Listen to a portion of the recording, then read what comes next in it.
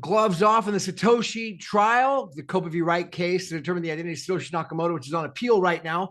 Today's going to be the X space with the expert speakers panel, including some of the top names in the space right now. They're going to be coming in and giving all their feedback on what's going on with all the drops from Dr. Craig Wright on X and leaks that are coming out from the case, which we've been unaware of to this point, including Dr. Craig Wright's signing. Dr. Craig Wright's purchase of the Bitcoin.org domain with his passport showing that. Alex Favel has broken it down in a couple of videos. We'll be talking about that.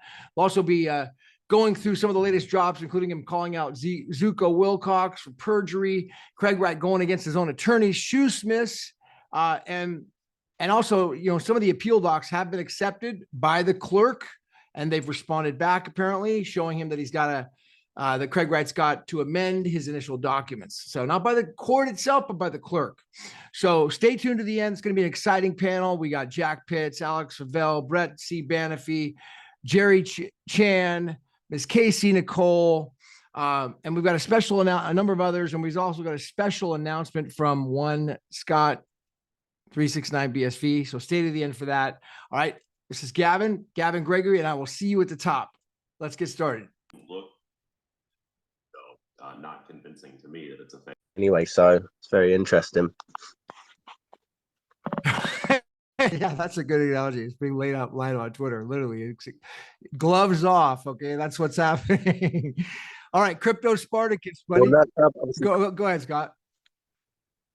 Craig said that what he's posted so far is the first 10 pages of the appeal. So I think we're literally seeing the appeal being laid out on Twitter. Nice. All right. Yeah, and didn't he say there were 500 pages in total? Yeah, well, it's 2,275 pages total is the entire. What? And this is just the first 10? Yeah, this is the first 10. Go ahead, Sirtoshi. Stuff. You could go ahead and jump up, and then we'll go to you, Crypto Spartacus, next. So yeah, Sirtoshi, how you doing, buddy? Yeah, Gavin. Yeah, I've got a question for you. Yeah, for me. How you doing? How you doing? How you doing? Yeah, I'm all right. I'm all right, mate. Yeah. Topic I want to discuss obviously is Kurt's interview with Siggy Orcarson of the Terranode. They were talking about how many implementations of Bitcoin there should be. And Satoshi had apparently said there should only be one implementation because it's not safe to have others. But Kurt and Ziggy were both saying that they didn't quite understand that and they thought they would be safer with multiple implementations. So, we'll go over that when later on. All right. Yeah, definitely. Sounds good. Let's do it. Crypto Spartacus, Chris, good morning. Over to you, buddy. How you doing?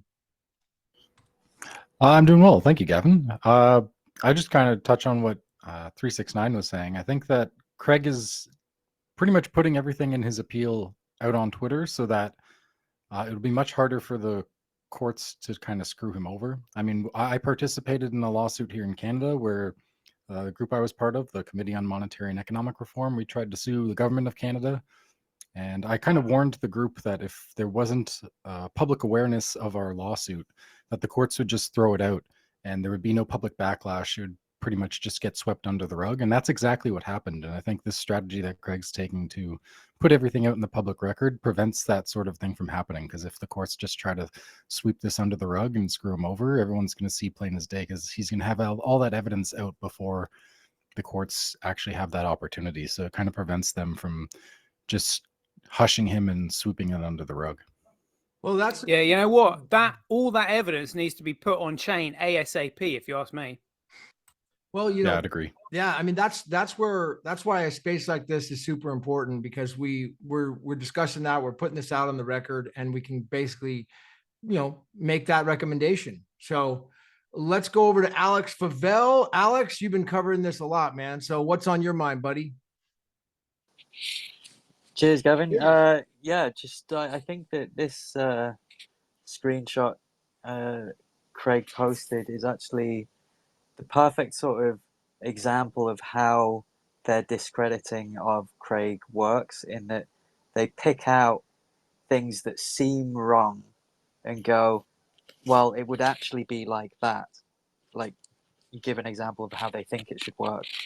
And that sounds reasonable until you actually dig into it and go, well, actually, these errors, as they're calling them, are actually kind of proof they're authentic because they show you quirks in the website that if you were faking it, you would not put in.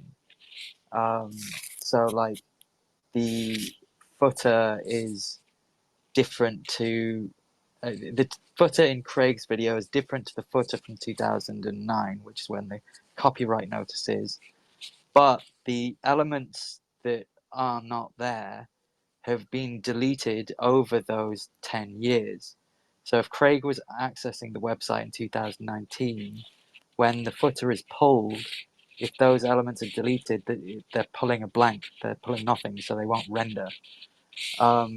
So it's things like that that are quite easy to explain, but there's just so many of them in every single piece of evidence that it gets very difficult to discuss. But with something like this is all pretty like basic stuff, and the dates there's like 3 or 4 dates on the page, and there's other things that date when this record would have been created and things like that. Yeah. So either Craig is a database expert that is fraudulent and they want you to believe that he's not a database expert, or the simplest explanation is he's just Satoshi and he's just pulling these things out and he's getting them right first time. When they try and replicate them, they keep on making mistakes, proving that this forgeries that they're trying to say that he's making, it's not as easy as they're making it out to get it right every single time, which Craig seems to. Nice. One quick question. I don't want Jerry, to make this a go topic ahead. about this right now, but one quick question for Alex, because he seems to know. When is that picture claimed to have, or video claimed to have been taken?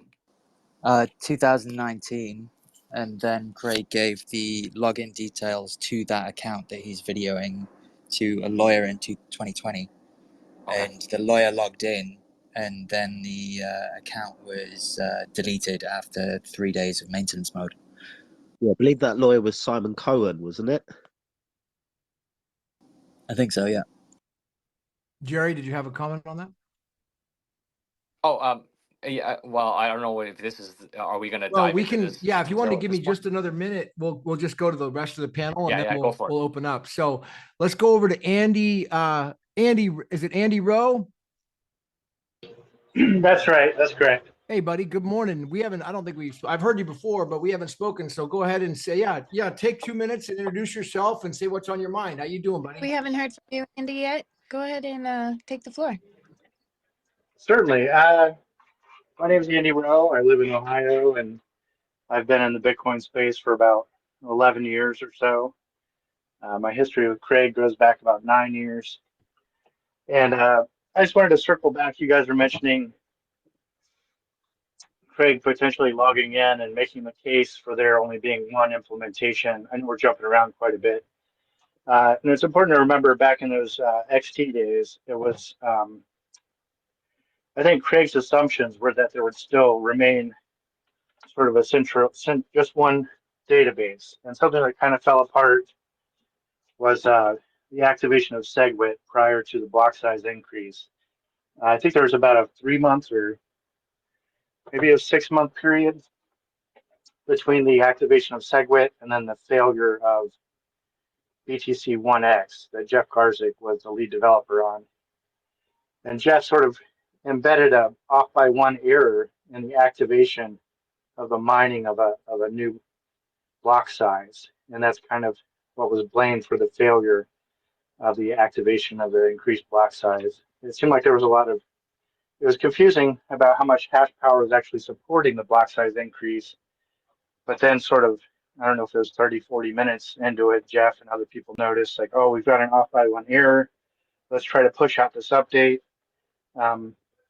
At no point during that period, that 3 to 6 month period between SegWit activation and the block size increase, did Craig really advocate for a fork. I think Craig thought there's no way people are going to activate SegWit and not increase the block size.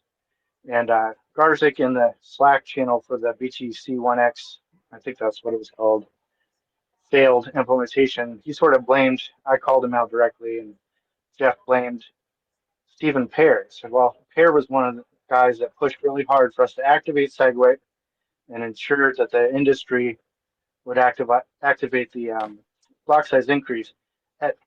Until that failure happened, on my 40th birthday, actually, Craig was sort of in the single implementation camp. He didn't really jump on board with Bitcoin ABC until that failed block size increase, November 2017. So one of the things it's hard, it gets real complicated to think about how all this stuff sort of unfolded. And it's real easy to sort of misinform people based on the order of events. And I think there really should be a single sort of timeline that everyone sort of can point out the order of events and why things changed or became how they unfolded. I think when it was clear that the block size wasn't going to increase on BTC, I think that's when Craig threw his hand in. A lot of people attribute the forks to Craig, and I think Craig didn't want the forks to happen. I think he wanted us to sort of stick with the initial plan, and it wasn't until I think he made a bad assumption in that there wouldn't be a fork. But that's the point I wanted to make in reference to that claim Satoshi post saying there's, the reason multiple implementations are terrible for a state machine like a blockchain is that it's real easy to fork. If you have different implementations, there's going to be different edge cases that cause unintended forks. It would be hard to police with multiple. Now, there are multiple implementations, even on BTC Core, but it's hard to run multiple implementations on the same blockchain in parallel without fucking up and ruining people's lives. Awesome, Andy. This is great insight. So I appreciate you jumping on, and I'd like to hear more about that as we open up. It sounds like the history you share is like. I think Gavin might be having some audio issues. Can anybody hear me? Him. Does anybody else? Or is it me? I hear him. Yeah, I hear you. I've I had hear. the same bug before where you just can't hear some speakers. You have to go out and come back in. I don't Casey, know I'll why let that you happens. back in if you're. Okay, sorry, I'll be back. All right. BSV Panama, you're the last one up, and before we open up here in a minute. So BSV Panama, go ahead, my man. Good morning. Hi, good morning, and nice to be here. Thank you for this opportunity. Thank you, and hi to everybody. Yeah, I think we are at the turning point. To me, it looks like this exposure by Craig is really important, and he is putting out all the important points that need to be considered in regards to what BTC is and what BSV is and what the real Bitcoin is and what they've been trying to do. And now this whole thing is coming to a point where it looks like it's it's reaching to more and more people, and this is very important to consider and to spread this information out. Everybody should go to the CSTomoniga account and read everything. I'm so happy every day I'm reading all these posts by Craig, because this is a shifting moment for the Bitcoin overall community. And please follow CSTomoniga and just spread his word out. Very important. I love it. Thank you. Thank you for the kind words and good encouragement. Very, very good. Well taken. All right. So Casey, you're back up. Good. Can you hear me okay? Yes, I can now. Thanks. Sorry if I was. Nice. Okay. So let's just kind of set some ground rules. As we're going, we got to, if you see CSTomoniga, please definitely add him to the speakers panel, Casey. Now, also, we're going to definitely expect Jack. So when he comes in, please add him as well. And yeah, so Scott, 369BSV1, you're going to have something special at the end we're going to talk about. Now, if we could just try to do our best to go in a flow here and not interrupt each other. So like when somebody's talking, let's let them finish. And if it just flows naturally, then great. If not, then let's go to raising hands. But, I think it should be pretty natural here with everybody. So let's just kind of see how it goes. And then but just the other thing I wanted to just bring up here is that he did say on his X post here, it says, I feel no hate, no anger. My decisions aren't driven by emotion, but by calculation. When I release information, I do it deliberately, knowing exactly what I'm doing. This is not an impulsive reaction. It's part of a larger plan. And make no mistake, it's only the beginning. And the other thing about the case, which is interesting, is that the clerk apparently she responded to him, which I read, and I can't seem to find the post now, but she wrote a response to him and said that your appeal is accepted. However, you need to please redact, provide an amended brief, which is a normal process. And it's like when you first do appeal, then the court's going to respond back and say, okay, please amend this and put in some other information, make it shorter, write it differently. So that was the first response that I saw from the court. I didn't read it from the court, but it was on his X feed. And so I'll have to take it as face value. So that's basically the case is moving forward on appeal from what we could see. All right, so let's open up. Jerry, did you want to start out and bring up anything? Yeah, go ahead. Sure. Please. I think of the people in the panelists, I may have the least up-to-date information because I haven't been, reading everything on Twitter, on X as much as I used to. But so as I mentioned earlier, the one thing which I did read on was the thread about the video. As we know, because from the court case, the video was brought up or it was mentioned in passing. And this video was the one where he shows the logging into the anonymous websites and having paid for the Bitcoin.org site. Now, I know Alex had a great video on it, so I encourage people who want a breakdown of Alex's breakdown of all the little details. I agree with what he said generally. He made the point that I also support, which is that the problems with the website are kind of the things that are things that you wouldn't do if you faked it, because they just look wrong on surface value. So therefore the fact that they're there kind of proves that it's kind of authentic. But one thing that I did notice was when I was reading through the comments on X, and somebody was saying well, it could be a fake passport and everything, and that's and that therefore it's or an expired passport because he did it right now, he's desperate. So that's why I kind of asked when this video was supposedly taken.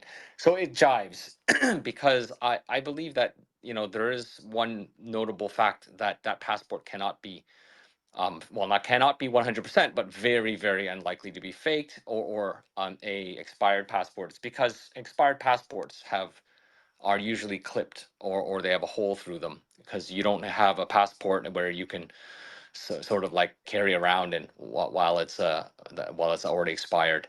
Now, to sort of pose the contrary view, so I'll try to also pose the counter argument. The counter argument could be that by that time he already left Australia and he just kept on held on to his Australian passport and never brought it back to Australia, so he never got it clipped even though it was expired.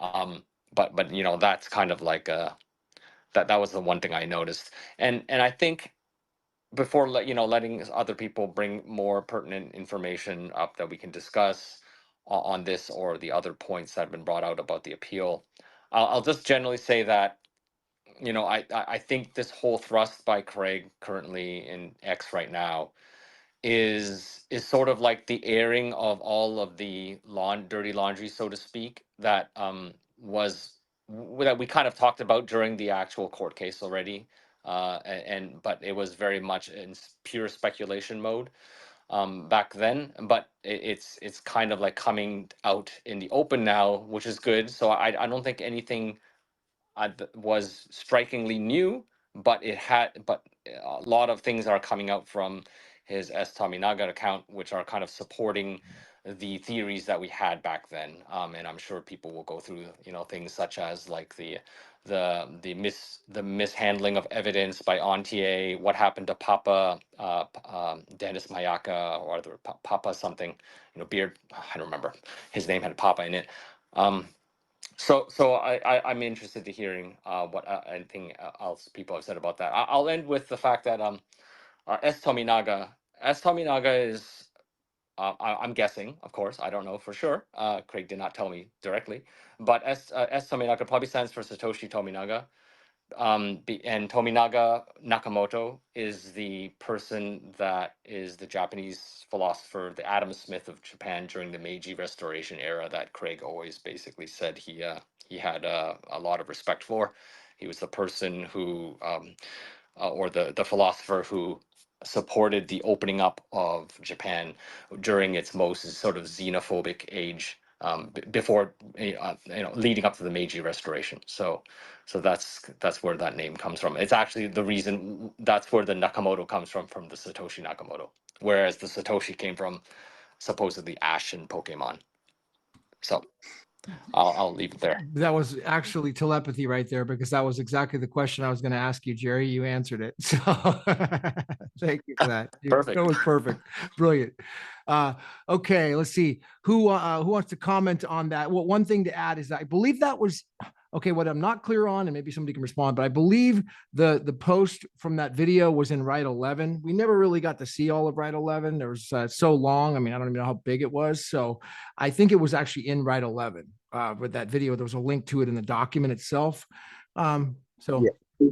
Go ahead, Scott. We actually saw that video in the courtroom. Oh, it was brought up very quickly. So I believe there was 4 videos as well when they were talking about Write 11. I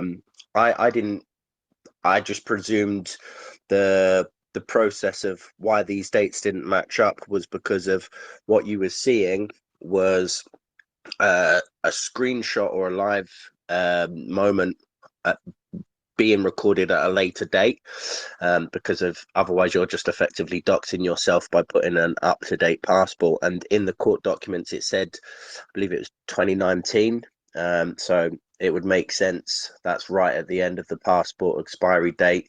He's probably just got a new passport, but it's still, it doesn't matter if you dox yourself then, because you're moving on and you're different details. But we already saw that. So when everyone started going, oh, release, I was like, oh, I've seen that a couple of months ago.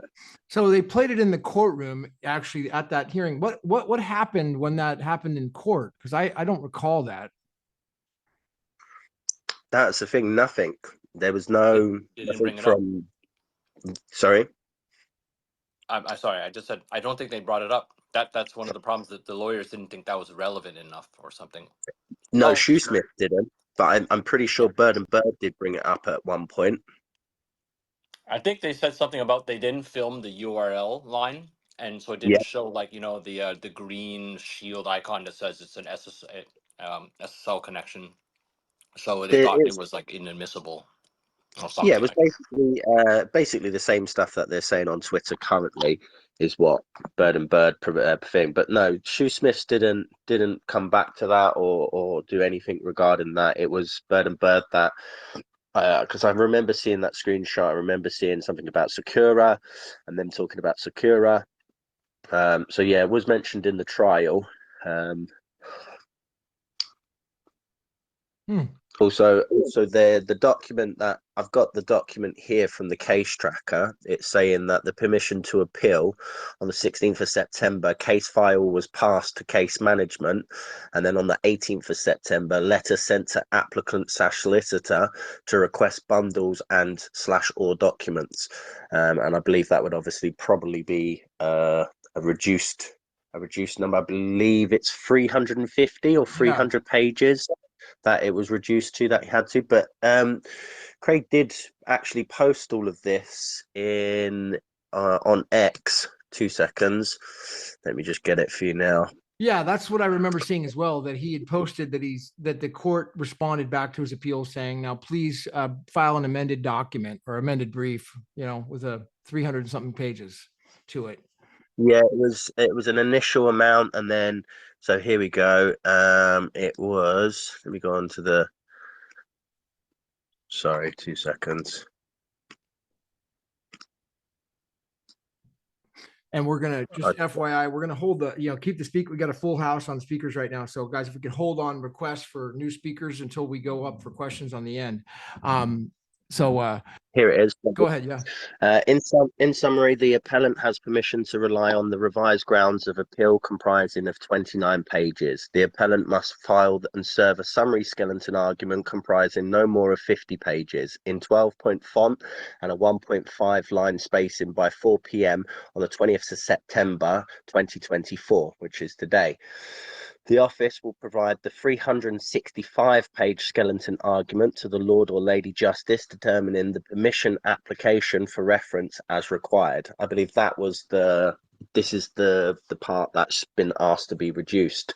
The appellant is to file a core supplementary bundle of no more than 350 pages containing the most pertinent documents or the most crucial extracts thereof by the 23rd of the 9th, 2024. And the office will make available the full supplementary bundle comprising of 2,275 pages to the Lord or Lady Justice, determining the permission application to be referred to as necessary. So yeah, that's I'm guessing it's in the second part. I'm guessing they're obviously providing the 350 pages, or it's been reduced to the 350 pages. Nice. All right. That's great, Scott. Thank you for reading that. That's the first time I've heard the full filing like that. So let's go over to Jack, John Pitts to say hello. If you want to just do a introduction to us and say greetings. Good morning, Jack. How you doing?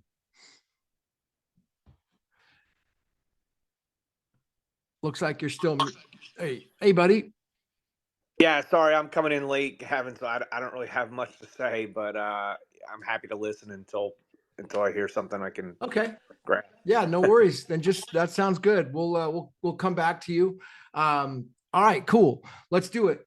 All right, so then why don't we open up? I mean, ultimately we've got all this new stuff coming out. I mean, Alex, you've been posting a lot on this. Why don't we kind of go over to you and see your thoughts? I mean, let me give my initial thoughts about, I guess, some of the two sides about that video that he posted. One was, why was, my question would be like, well, couldn't it have just been like a throwback or one of those way back machines? And if so, why was it? Because I mean, it said 2009 on the website. And, I'm thinking like, how could he be logging in 2019 if it says 2009?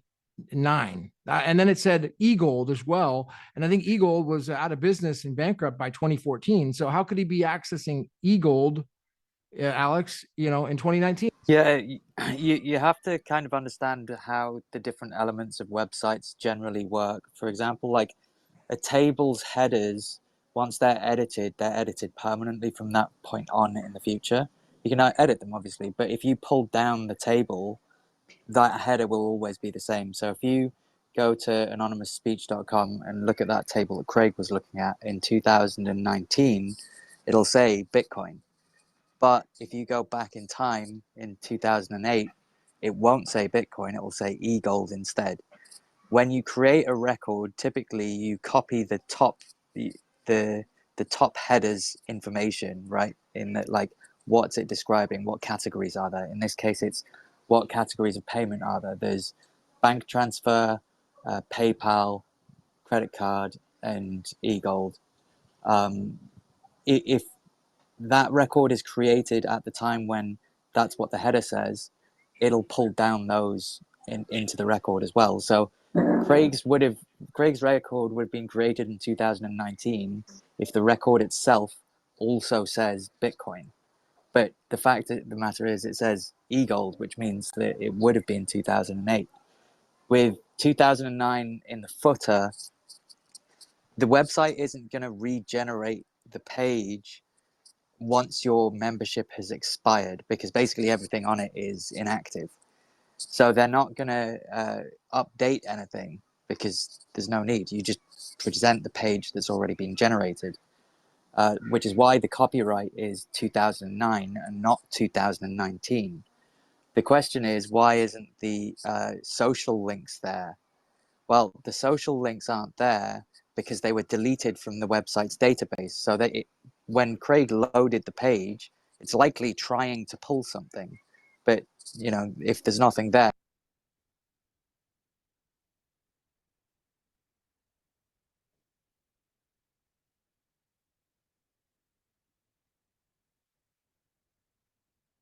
Damn.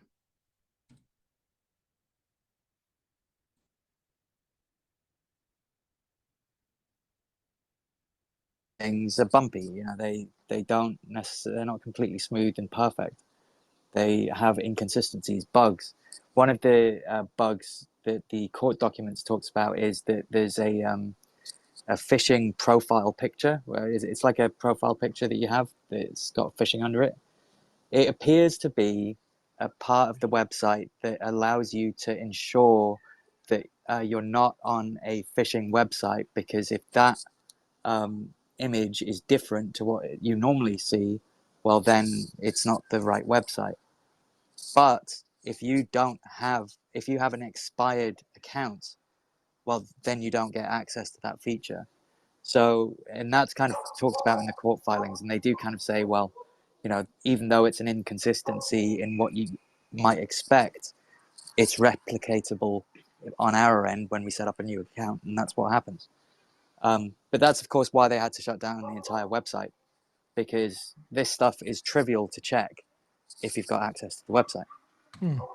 All right, cool. Let's go ahead, Jack. Did you want to? Yeah, I just wanted to say, first of all, that all this like paper, video, documentary evidence, for me, is all just kind of gravy around the steak. It's interesting, and I think the sheer amount of it, tens of thousands of documents that he's produced, is itself a bit of evidence that it's pretty unlikely that this guy just sits home all day long and creates forgeries and stories about all this stuff for the last 10 years, all to gain an amount of money that he's already pledged to charity in court. So I mean, it's a little bit irrelevant, this whole discussion, but I still like to focus on it like everybody else does, because it's just so easy.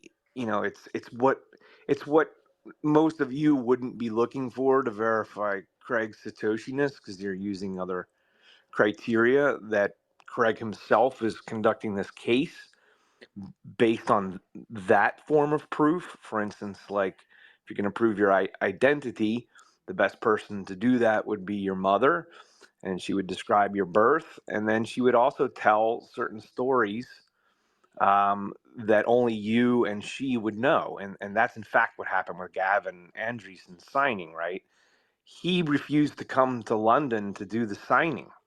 Now, that alone is incredible evidence of this whole court case, which is, if Gavin wasn't even willing to take a free, whatever, N-Chain paid, Calvin Air paid plane trip to verify Satoshi based on getting a private signature, and he at the time was the foremost expert in the entire world other than Satoshi himself, and handpicked by Satoshi as the foremost Bitcoin expert, well, that should tell you, the court, and everyone that even Craig signing publicly in court in front of the judge means nothing.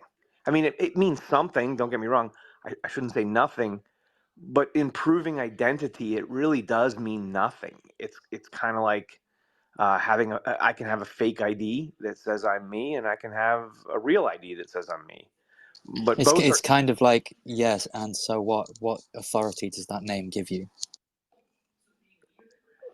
Yeah, so I guess my point is that Gavin's proof, which was ignored in court because the court was so focused, thanks to COPA, on the process of the private signature itself. But the real proof happened before Gavin even got on the plane. The real proof was he got on a phone or email or text or however they communicated, and Gavin gave him some kind of test, like prove to me that you're Satoshi. And Craig, unfortunately, we don't have a text of this, but we do have Gavin's testimony that he still believes Craig is Satoshi, just that he was felt tricked by Nchain. But the fact of the matter is that Gavin to this day has affirmed that it's incredibly unlikely that Craig would have known all these things ahead of the signing to even get him on the plane. And so the signing itself, which Gavin also says looked legitimate to him, is again the gravy with the steak. It's like, oh, that's nice. It's kind of like what a signature really represents. The signature itself, it's like, well, in the old days from my era of being a kid, the check, a really good banker who suspected a check that's really large and looks weird, and he knows the customer is Mr. Whipple from the Charmin store or whatever, and he doesn't normally deal in such large transactions, so he might really look at the signature closely and go, that doesn't look like Mr. Whipple's signature, and that's one form, a very small form of a check that you can use to check someone's ID. But it's not the only form, because obviously you can fake a signature, right? I mean, just like you can fake an ID. And so it's just one check and balance to eliminate the stupidest of frauds and hacks. But it's not foolproof. And I think that's the thing we're kind of all missing when we dig really deeply into something like a document.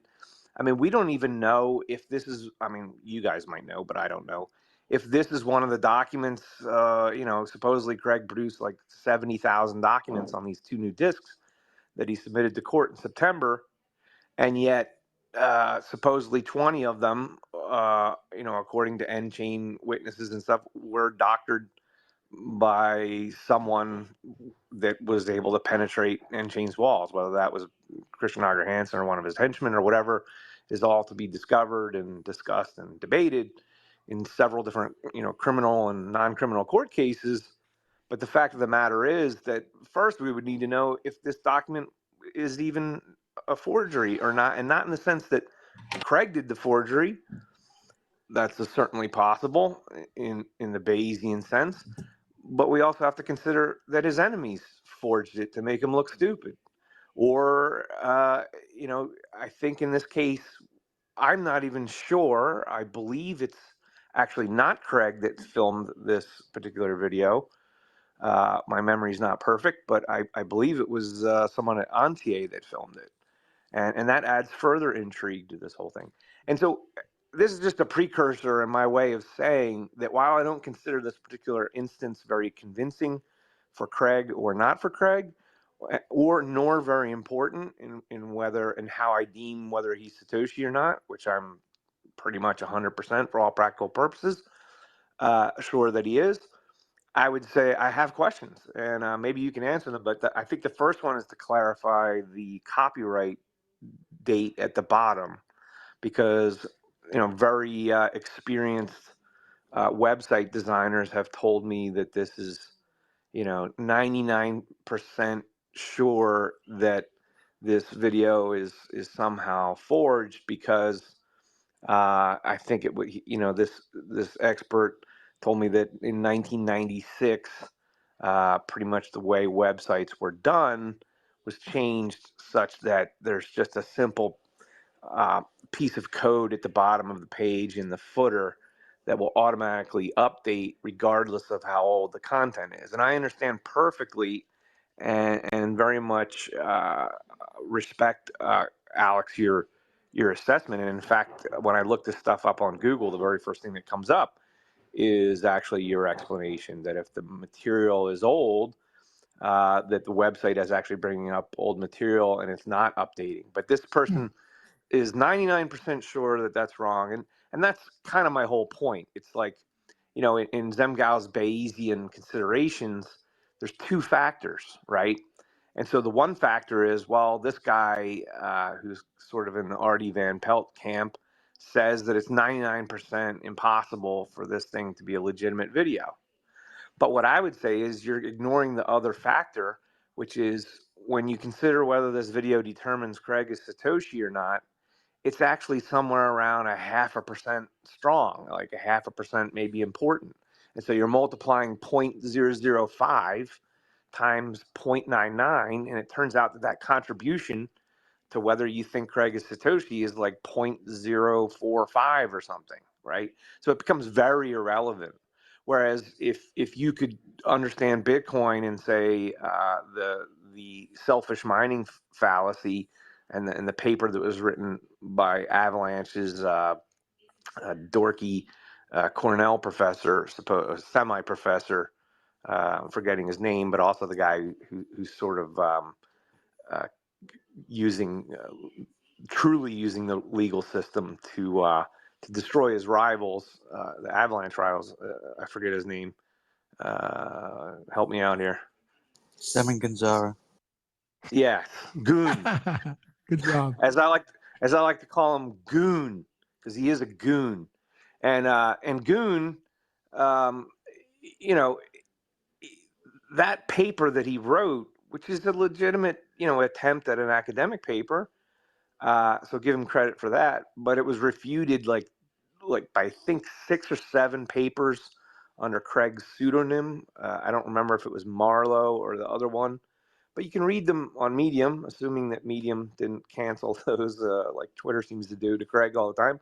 But you can read them, and if you read both Goon's paper, as I did in, I don't know, early 2019, and then you read Craig's rebuttal, and you know that that's his pseudonym, it becomes very clear if you have a decent math background that Goon uses kind of stupid 101 math and statistics logic and fails to consider the boundary conditions of the problem, whereas Satoshi, aka Craig, fully considers the boundary conditions and comes up with the proper answer. And to this day, we have experimental evidence, which Craig predicted in 2017 or 16 or whenever it was, that was a big debate, that sure enough, no miner has ever tried selfish mining because it's not profitable. And so Craig has been proven true in the last 8 years, and Goon himself has never tried selfish mining, despite writing the paper saying it was a valid attack or a way to make money. And no one else has either, whether they're criminals or not. And so that, to me, I would assign a large factor to, okay, well, how does this guy Craig be able to defend such an obscure and out of left field attack on Bitcoin's security if this guy just doesn't sit around all day long and consider every possible attack to his baby, right? And I know this as a founder myself. You think of the attack vectors, and no one knows your competition better than you. And Craig knows every single detail of the history of all the electronic money that came before Bitcoin and all the electronic money that comes after Bitcoin. And he can comment in depth on these things. Now, this may not go over very well in a court who doesn't have time to learn all the things that you might learn as a fan of Bitcoin and its technology, or if you know C++, you can go to even further lengths to prove that what he says is true. But my point is that we should consider these weightings when even we're talking about a topic like this, because I would weight this very, very small in terms of importance, but yet I still think it's important. When Alex does these great analyses of figuring out what the explanation might be for these weird things that COPA keeps pointing out, like, wow, how could this be possible? That's very highly unlikely. Well, my experience is that every time one of these things happens, like challenging that the BDO pad existed in 2008, when you listen to the explanation, Craig is right every single time. Like, yes, his explanations sound unlikely, but then when you review both sides, you're like, I'm not able to come up with any other explanation other than the one that Craig offered, and he provides proof, as opposed to the social media stuff of Artie Van Pelt, where he has no proof. Another perfect example is during the court case. I expected to see a long section on Craig's supposed plagiarism, because Artie Van Pelt documents his plagiarism as if it's never ending. That everything, Craig's prolific in the amount of stuff he writes.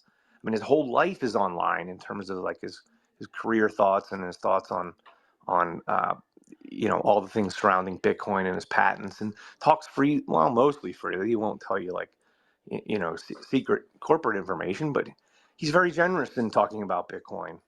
And that comes up in this plagiarism thing where in court, when they had an opportunity to say, look, Craig, all of his credentials are false from all these universities because he plagiarizes. Well, first of all, none of the universities who value their own brand have ever challenged any of Craig's papers. In fact, they've done the opposite.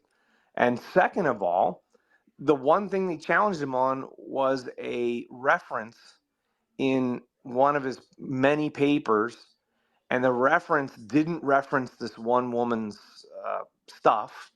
And they said, look, he plagiarized it. You can see that he copied this and didn't reference her. Well, Craig uses a piece of software, I forget the name of, but it basically reviews your paper, sort of like an AI, looks for all the things you may have borrowed from elsewhere and suggests related references. And that's why when I look at Craig's references, I'm like, how does he do this? Because I do referencing in my articles, and it's a total pain in the ass. And the only stuff that I reference is the stuff that I remember where I got it from. There's plenty of things I'm sure I say in my articles that I can be charged with plagiarism because I got it from somewhere else, but I don't remember where I got it or that I even got it at all. That I might think that it's my own thought, and I'm totally wrong. I got it from somewhere else, and I just don't remember reading it. And so Craig over references his papers. And the software he was using at the time, this must have been like 2006, in like a paper about solving the Byzantine generals problem, which is part of his evidence that was kind of ignored. Actually, it was totally ignored in his case. But in that paper, he makes a reference to a blog, and his software at the time didn't consider blogs as a source. And anybody who's older than probably 30 understands that blogs are sort of an iffy reference, but now we kind of consider them important because they're so common. But the software didn't have that. Now the software has since been updated to include blogs since 2006 or 7. And so they've corrected the problem. But again, you have to put yourself in the situation of when the thing happened and realize, and this thing that Alex is talking about is a perfect example, you have to consider all the different idiosyncrasies that may have been happening in 2019 when the video was shot, or 2009 and 10 when the web page was last updated. And there's all these nuances that people just don't think about. But each and every time I do one of these, like, okay, this is a low importance document to me, but let's just test it out, because this is what the judge and the public want, right? They want a signing. They want all this simple identification stuff. Show me your ID, Craig. Sign this, move this coin. They all want like the stuff that even if Craig gave it, the other side could say, well, you killed Dave and he's they'll come up with other reasons why he's not Satoshi. And they should, right? because that would be real identification. And if they argued all those points in court, then they could be believable, but they never do. They maintain the dialogue in court and with Mehl as solely on these documents. And the documents, as we know, have trillions of dollars of incentives to make Craig look bad. And so, Christian Auger Hansen being a perfect example. It's like these dark people come in and they've got hidden agendas and they're getting paid 7 different ways to Sunday by a large crowd of people, from everyone from CZ, who's I consider a complete dirtbag, to Jack Dorsey, who is sort of iffy, like he's done some amazing stuff that I respect, and he's also made some pretty poor decisions. But like, those are 2 different ends of the spectrum, and yet they're both united in destroying Craig. And what's the common theme? The common theme is money, of course. There's lots and trillions of dollars in money at stake. Anyway, Jack, beautiful. This is all a question aimed at Alex. I really do think you should delve a little deeper into the criticisms of this copyright thing and the e-gold, because I'm not quite. Oh, and especially the logo on the upper right, or your icon, because I even though you just stated it, I still don't have a warm fuzzy as to what you're talking about. Definitely need a part 4, Alex. Can you clarify? Yeah, there's part 3. I've kind of already sketched out what I'm going to talk about, but the logo in the top right hand corner, do you mean the like triangular thing that says we accept Bitcoin or other things? I think the fuzziest one is the the icon for that says why does it say what is it, phishing versus maybe Craig's symbol up there, and then also Right, I think that's that in the court documents. I can go over that. Yeah. and I think the bigger criticism is just this, as I described before, like most web programmers would say, well, the common way of doing this post 1996 is just to have a footer, and the footer is just going to, every time you draw the page up, it's going to draw, copyright 2024. So this Yeah. doesn't look Yeah. right. Right. And I would add one thing, to the people who Nobody are changes this in the year. technical that say it's 99% sure that this is a fraudulent video. I would say this: if you knew anything about anonymousspeech.com, this is like a one-man operation run, out of like, Hong Kong or Greenland or something like that. I've forgotten about the full story of non-speech, but this thing is not like Yahoo or, Google. Like, this is a little tiny operation that this guy made a little bit of money for a few years catering to, dark web style people. And it's a basement run thing. So to think that this guy's doing best practices in 2005 or 9 or even now, and of course there's the shady stuff where the site goes down when Satoshi's login comes in, and of course Satoshi is his most famous customer ever. I couldn't name a, I can name a zillion people who use Gmail or even Yahoo, which isn't even really used anymore. But I can only name one person that's ever used anonymous speech or Vistomail. I've never once gotten Vistomail in my inbox. I've done the search. I've been on email since it was practically invented. Never once has anyone from Vistomail or GMX ever sent me anything. So it's incredibly niche. And I would say if you look at the anonymous speech website in 2009 and compare it to other websites in 2009, it itself looks kind of oldish compared to even that era. Nice. But anyway, that's just a side comment. Beautiful, Jack. So- So, Alex, if we could hold off on responding to that, I want to go to Jerry. He's got his hand up, and then also, and I want to go after you to Jerry. I'd like to go over to Chris, Crypto Spartacus, for kind of a recap on all the stuff that you've learned because you've been following this so carefully. So, yeah, Jerry, you're up, buddy. Yeah, thanks. I just wanted to jump in there quickly because I do have to leave, maybe in 10, 15 minutes or so because it's about 1 a.m. here and I do have to get to sleep.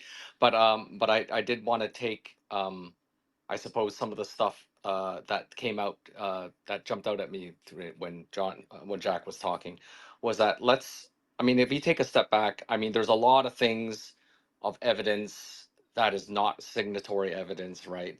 If you go through the trial, a lot of the things were kind of like could be explained, and you could see it from two different directions, right? The quill pad, why was that witness like? It seems now that's coming out in the appeal that the person who testified for the quill pad issue wasn't really like a witness that could speak on that because the person like joined the company like later and stuff like that, 2015. So all of these sort of like convenient mistruths or convenient things that happen such that the certain evidences which would support Craig's case have been discounted. If you add them all up, it's either that COPA is just really, really lucky or something else is going on here, because the thing that I think nobody up to date up to this point has basically come out and said is like it seems at least that he has a really good case for like lawyer or malpractice, right? His own lawyers seem to be out to get him, seem to be. Why? I think everybody should just take a step back and say like, why are all these people out to get him? If he is Satoshi, that kind of makes sense. There's a lot of money at stake. If he isn't Satoshi, why would Antier be after him? Why would Antier not bring up the witness testimony of Dennis Mayaka, the guy who set up the Tulip Trust? Don't you think that might be relevant? I was really looking forward to hearing what he had to say, but apparently Craig's own lawyers didn't think that was relevant. Um, and so all of this thing with privilege being waived and his own lawyer saying like, no, you shouldn't answer that because you shouldn't waive privilege. I mean, I like the fact that now his gloves are coming off. He said like, no, screw that, because like I was listening to you guys because you guys were my lawyers and I didn't know any better. But now it seems like maybe you were just malpractice, or maybe this is their way of just keeping him from pointing out, like, I think this evidence is very important. I don't care that I was talking to my lawyer at the time. I want to bring it up. And so I want to leave, well, I mean, the topic which I want, maybe people other in the panel to explore is like, if you take a step back, think about why this is going on. And I think the answer to that question is there is a lot of money at stake. There's no money in signing. And of course the obvious one, like, oh, the money to be lost, you mean? The money that BTC will crash to zero, that money at stake? No, I don't mean that. Not at all. I don't think that's a big part of the money at stake that Craig actually cares about. The money at stake, which this whole trial is about, and why Satoshi, being the creator of Bitcoin matters, is patent related. Like Nchain either is sitting on $1 billion worth of patents or not, or maybe it's only 100,000, maybe it's only 10 million worth of patents, right? If it's not the creator. This goes back to what somebody originally said in the beginning, like why Greg never really thought that the thing would ever fork. He only started getting worried when it actually forked and it didn't merge back, right? Because then all of a sudden it's like, oh shit, now there's competition, right? So all of a sudden he had to like change gears. So I think it's all about patents.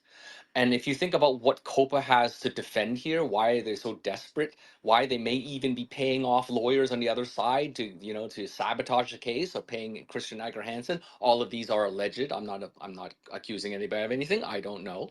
But it just seems that there's something really wonky about Craig's luck, all his evidence not being brought forward, the case not being tried in a way that seems like both sides, well, one side was heard, one side was just, this is what it's about, and the other side was like, no, here are all the other things. But then the other side was, no, those things aren't important. No, they're not important at all. And the judge kind of went along with it. It's about patents. So that actually just goes to tell you that whether or not Craig wins, gets the appeal through, wins the appeal, that at the end of the day, the fact that there are patents and that they are viewed as being very valuable by certain people, many people, right? That means there is something in the something valuable in the technology being fought over. That's why the patents are valuable. So I think in the long run, BSV, Bitcoin idea will have legs, because obviously these patents are valuable. So I think that's kind of like one thing that we should all take a step back and consider. All right, that was good, Jerry. We'll continue that discussion. Stay on as long as you can. And I know it's 1 o'clock in the morning over there where you're at. So yeah, why don't we go over to Chris? Yeah, Crypto, thanks. please do. Hey, Chris, are you able to come on and chat? Yeah, I'm still here. Okay, you made a great video the other day, which I'm not even going to follow up because it covered everything in detail so much. So, do you want to just kind of summarize some of the facts that you've explored that are relevant to keep people up to speed again on what's going on? Well, I mean, just the accusations that Craig has made against his own solicitors is kind of the most telling thing, because there were certain things that it was unclear to us as just people who were watching through the stream. Like, I actually didn't know that those videos were presented during the court case, because when they were played, it wasn't something that people watching the stream were able to see. It was played to the courtroom, but it wasn't broadcast through that link. So I mean, there were certain things where we had to just kind of interpret what was happening based on the information that was presented to us, and we weren't getting the full picture without being in the court. But he's kind of filling in these details now, where he's kind of showing that like his solicitors didn't allow him to talk about these things, that they went against his instructions, and that they were actually listening to the instructions of Kristen Egger Hansen is kind of a big I think that's one of the strongest cases for his permission to appeal. Because if you have someone who's clearly working against Craig's interests, taking it upon himself to advise his solicitors contrary to Greg's explicit instructions, then it's kind of a strong indicator that he was being subverted by someone close to him who, again, was instructing his solicitors against his best interests. So, I mean, I'm really curious to see. I feel like Craig has a certain strategy here where he's going to lay out all of this, but I almost feel like he's building up to potentially at the end of this signing with some of the Satoshi coins just to see. I think that's honestly what he's building up to here. I think he's got a game plan and he's going to wait until the last moment potentially to publicize the real solid proof that he has. All right. Well, Andy, can you chime in on that? I mean, what do you think is going on with the strategy here? Sounds like you have a pretty intimate relationship with the guy and a lot of experience, over the years. Are you able to talk? I don't have really any insights I can share. Other than he's being pretty open publicly, it does feel like the gloves are off for him, and I'm optimistic. What do you think all right. Well, what about you, Scott? What do you think is going on with the strategy? You're the one that was in the courtroom with him every day. So where do you think this is? What's the strategy here? Well, I just want to say something about Jerry. I think what you're saying about patents, they are very valuable, but they're also completely free to use if you use them with BSV. So seems the value comes from people like COPA wanting to control those patents and change them or stop them from being used by the public. So I think the value, as well as fully being able to use them free with BSV, that's one of the issues. The strategy, I have no idea. It's easy to get into conspiracies and things like that, but it's also doesn't do any justice. What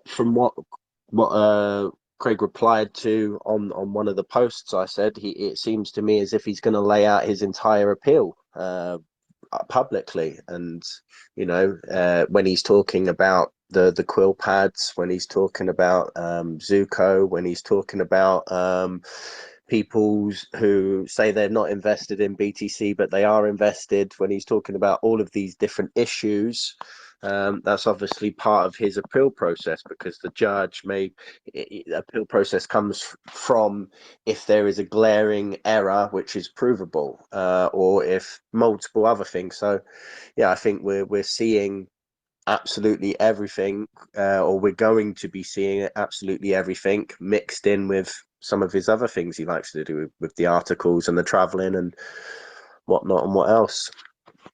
Yeah, thank you, Scott. I love it. That sounds good. It sounds good. Yeah, he was mentioning something along the lines about somebody investing in BTC and saying they weren't. I think that was Madden, but I don't know if that was at the trial, heard of the trial level or not. Because remember that whatever he brings out has to have been ruled on at the trial level.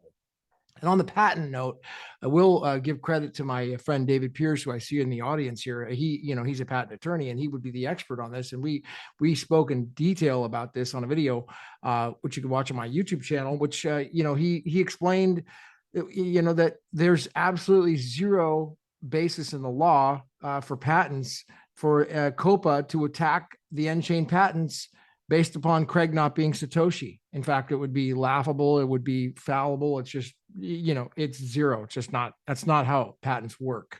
So I was wrong. I believe that was what the strategy was. And apparently that's not even possible in the law. So yeah, that, go ahead. Yeah. I just to add to that, I didn't really mean that they would attack him directly. I think the point about the patents is like, so if he was the creator, then there's that whole database file format court case where Craig is suing that BTC essentially copied it.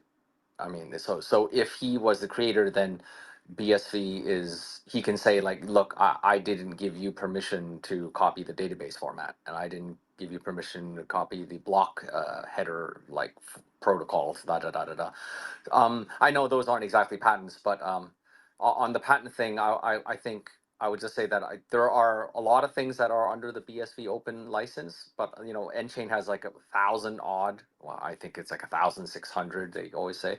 I've seen a lot of them that are pretty obscure, that are more that they're all. The reason there's money in them is because they won't really be valuable if Bitcoin isn't used as a money, as an electronic cash. They're kind of only useful once you have an electronic cash system that has enough liquidity and velocity of money in it. Then these things become really useful because all of a sudden these things that they're patenting kind of like, you know, are use cases. So that's kind of like the long game, I think, that nChain's interest anyway.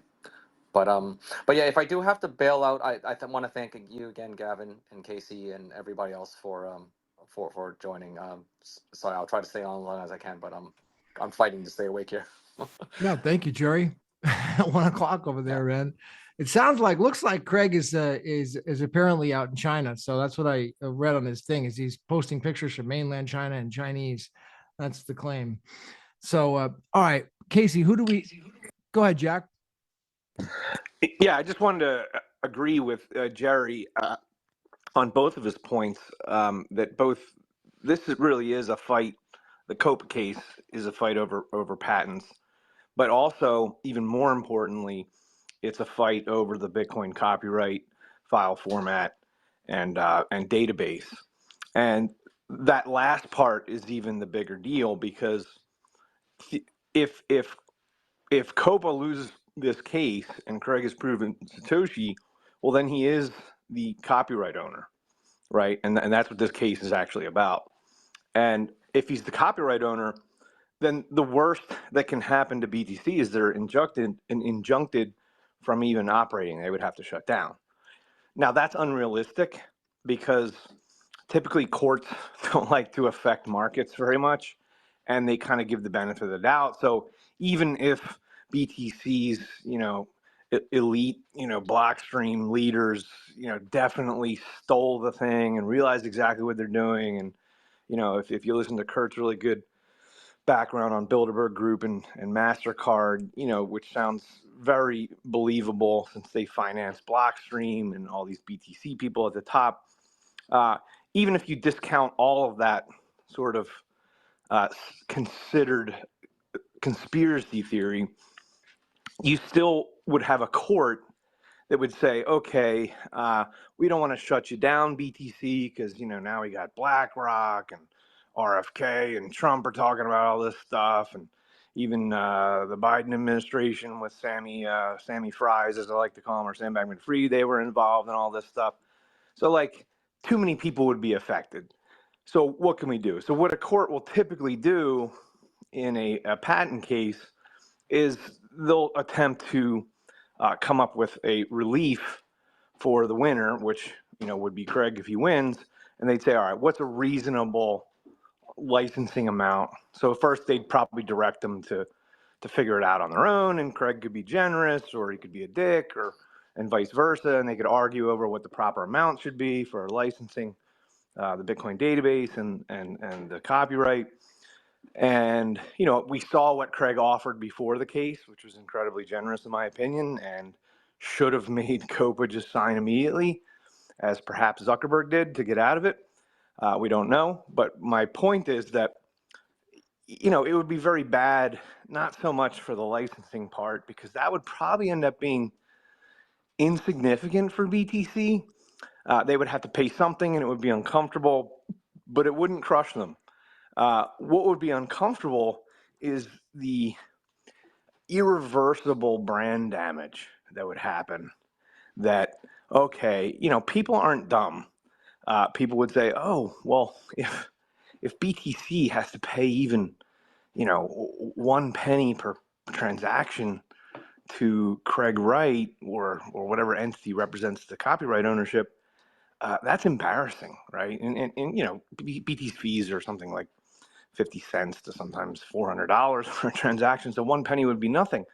And they would probably gladly pay it at the end of the day if they lost the case. However, the brand damage would be just irreversibly horrible for them, because the planet would just say, well, I don't know anything about Bitcoin or any of this stuff you guys are discussing here, nor do I even want to listen to all this drivel.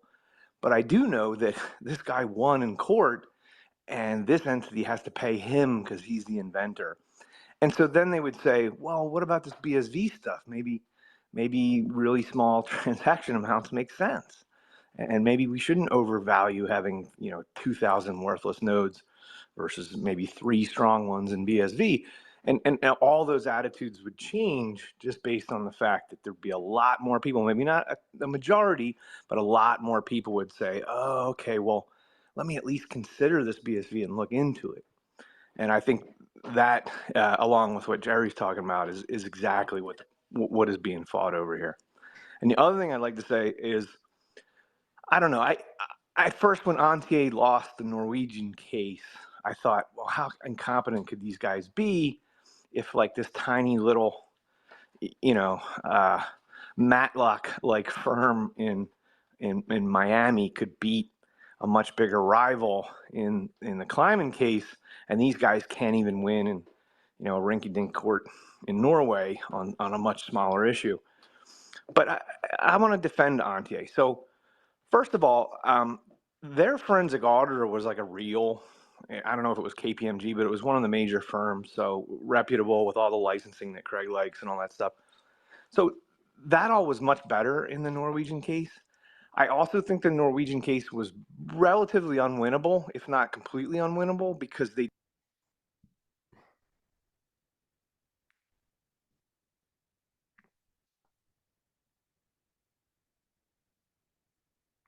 All right.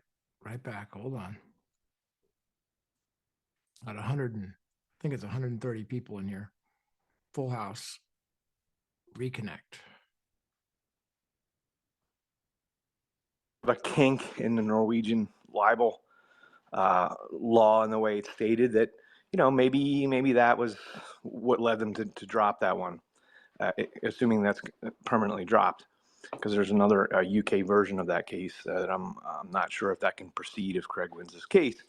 But my point is that Ante did a pretty decent job, and maybe that was unwinnable. And they were fired, I think, now I could be wrong, but I think they were fired in early 2023 because Christian Auger Hansen took over the case as sort of the lead guy supposedly helping Craig win this case in about March of 2023, when he couldn't raise money for N-Chain, which is what he was originally hired to do, in my estimation or opinion. And so he took that over the case and immediately fired Antier, who is the producer of one of the documents we're discussing, which is the Simon discussing of accessing this anonymous speech account. And he then hired, I forget, Traverse, whatever it's called, who was fired even before this case started, because they were picked by Auger Hansen. And Auger Hansen, I believe, also picked the forensic auditor, which unfortunately did not get changed out before the case for whatever reason. You can ask Craig, don't ask me. I don't know the answer. But basically the case was a bit subverted, I think, both from within N-Chain, but certainly by the people that Craig trusted to, be on his side that actually weren't. And I think in the Antier case, where this spoofed email was sent like during the trial, if you read Antier's commentary, COPA and like the BCP people will make you think that like, oh, well, Antier really hates Craig and they're against him and all this stuff. But I feel like what they wrote was pretty neutral, and they were just kind of describing what happened. And they weren't like claiming that, Craig was right or wrong on the spoofing. They didn't even really have that to go on. They just said, here's what we got sent, and we're sending it to you. And I don't believe there was any malintent there. But I would agree with Jerry that I think it's starting to become oddly and weirdly clear that there's something wrong inside Shoesmiths, because some of the stuff is just inexplicable as to why they wouldn't use it or why they wouldn't bring it into court. And maybe it's an honest mistake because, Craig wants to do the trial a certain way. But, assuming that Craig's not making up these clips of his dialogue between him and his lawyers, if we assume that those are authentic, and I know many people will say they aren't, but if we assume those are true, it's almost impossible to believe that Shoesmith was truly trying to win this case. And that's not to say that some of the lawyers, like on King's Counsel, I think, as much as I don't really like Grabiner, I think he was doing what Grabiner always does, and I think the other guy, the Mr. older Orr, gentleman, Mr. Orr. yeah, I think Mr. Orr did a great job. I just, I don't know the people at Shoesmith because they weren't part of the case, because that's not how British law works. But from these things that Craig's releasing, it's just really hard to believe that either they're either incompetent or didn't understand and didn't care to put the extra time in. Maybe they weren't paid enough. I don't know what their deal is, but it looks really bad for them, in my opinion. If I had to do it all over again, I would still consider hiring Antier, but I would not consider Shoesmith. Nice. All right. We got a new speaker. Casey wanted to add up the speaker that looks like Craig Mason follows and others, Boy Scout. Go ahead. The floor is yours, my friend. I taking a chance on you. So how you doing? Yeah, not bad. Can you hear me? Yeah. Go ahead. 2 minutes. Keep it brief and we'll come back to you. I just think he's got his doubts about the justice system, and that's why he's now starting to lay the groundwork with all this stuff that he's posting. Because, I mean, to deny that obviously you can't deny how corrupt the system is, and he's always been talking about how it's not over until he's had the appeal. So this was always his long-term plan, and I think he's kind of just gotten everyone to lay their cards on the table now, and maybe he has actually got some better proof, but because he's left it to the last minute, it's going to be very difficult for them to get out of it, because he knows how they're going to play it, and I don't think they've got any moves left now. Nice. So it sounds like you think he's going to pull something out of his hat here, do some public, like something in the public, I guess, space, show something. So I think he sat on it, yeah, because he's played his cards very close to his chest over the years, and he doesn't want to. He can't trust anyone, and I know he knows like how they're not going to run with him on his strongest evidence. Now he's showing it to the world, and he's clarifying matters, so it makes it very difficult for them to start saying, they can't play dumb. Do you know what I mean? It's all out there now. Right. It puts them in a position. I feel that he's had a strategy from day one.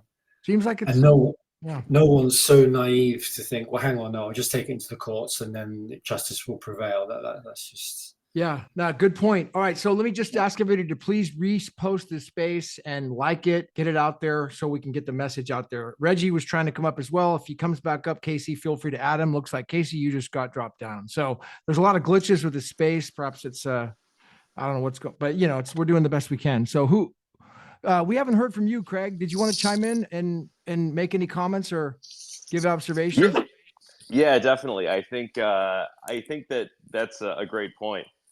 The last person who spoke, sorry I didn't catch her name, but the point being that to think that Craig just thought he would just come in and justice would be served and I'll get a fair trial, given how much everyone seems to hate Craig, how much all the powers that be, the media and big finance and the entire deep state or whatever you want to call it, the whole apparatus seems to be against him. That to come into court and expect that, in that aspect that we all know is controlled largely by a lot of corruption, he'd get a fair trial there. Probably not. And so I think this was Craig's plan from the beginning. I think probably from a long time ago. And some of the stuff people were saying a little bit back in the space also made me think of this. There's an old tweet from the Professor Faustus Twitter account, Craig's old account, 2 accounts ago now. And this was back, I don't have the date on it. The date's cut off on the screenshot I have, but it's from probably 2018-ish, around there, maybe 2019. He said, Can you post the screenshot? Yeah, we'll do. Feign madness, but keep your balance. Hide behind the mask of a fool, a drunk, or a madman. Create confusion about your intentions and motivations. Lure your opponent into underestimating your ability until, overconfident, he drops his guard. Then you may attack. And I think that's what Craig has known he needed to do from the beginning. He posted this strategy, whatever it is, 5 or 6 or 7 years ago. And, you look at how many things have been subverted in his own company, perhaps his own lawyers, I don't know. Someone mentioned, Craig's luck. It always seems to be that he gets kind of, he just ends up in a bad situation in these situations where it counts. But I think he knew that would happen. And I think the suggestions that maybe at some point, if it's the end of this trial, I don't know, but it certainly seems like it would be a good time. You have a big moment where he strikes. He finally does a big signing and says, look, you guys underestimated me, you railroaded me. This proves a point that just because everyone calls me a fraud and doesn't listen, and you don't get the exact evidence you want, doesn't mean it's not true. And they've expended all their resources. They've put all of their eggs in this BTC basket, all their money on him not being Satoshi. And I think that's much more painful for them than if you just release this in 2017 when Bitcoin is going to fork, or 2018 when Bitcoin forked again. I think this does a lot more damage to their credibility. So I do think this was his plan all along, and I hope we get to see the moment soon, but it'll be not on our timeline, I'm sure. So we haven't heard from is Sirtoshi, dude. What are you doing, bro? Chime in. How you? I'm just listening, mate. That's all it is. I'm still here. Talk to me. What's on your mind? Yeah. Well, I know Jerry said he was off to bed soon. I think Scott has got a little surprise for him. I think it might be time to bring it out. Right now, or can we wait any longer? He's laying in bed. He's probably still awake, so he hasn't fallen asleep yet. Yeah, I think there's another hour and a half left of the We still got a space. little more time. I think we don't want to rush it too soon, right? Mate, we've been going an hour and a half already. And we haven't heard one word from you, Sirtoshi, so talk to me. Yeah, well, I mean, all valid points that everybody's made. It does seem to me as though Craig is just sort of kind of like following, the Sun Tzu's art of war, really, in dealing with this. Personally, I think he knew. Personally, I think he's predicted everything that was going to happen to him. Played an absolute blinder because I even said to him, I was just like, well, if you read the white paper, he even told people how to corrupt it. He went on about what attackers would do. So he's basically telling them how to corrupt it, and then basically predicted that they would. And has put things in place to entrap them, and particularly with his solicitors. I mean, looking back on it, the whole thing was a complete charade because, only cross-examination was allowed, and you never get anything. You never get any decent information in cross-examination whatsoever. And it's not like Craig really he pushed a little bit, but it's not like he pushed really hard to get all that. To get all the irrefutable evidence in there. And he probably knew that irrefutable evidence wasn't going to come out anyway, because the trial, whatever you want to call it, facade, was only cross-examination anyway.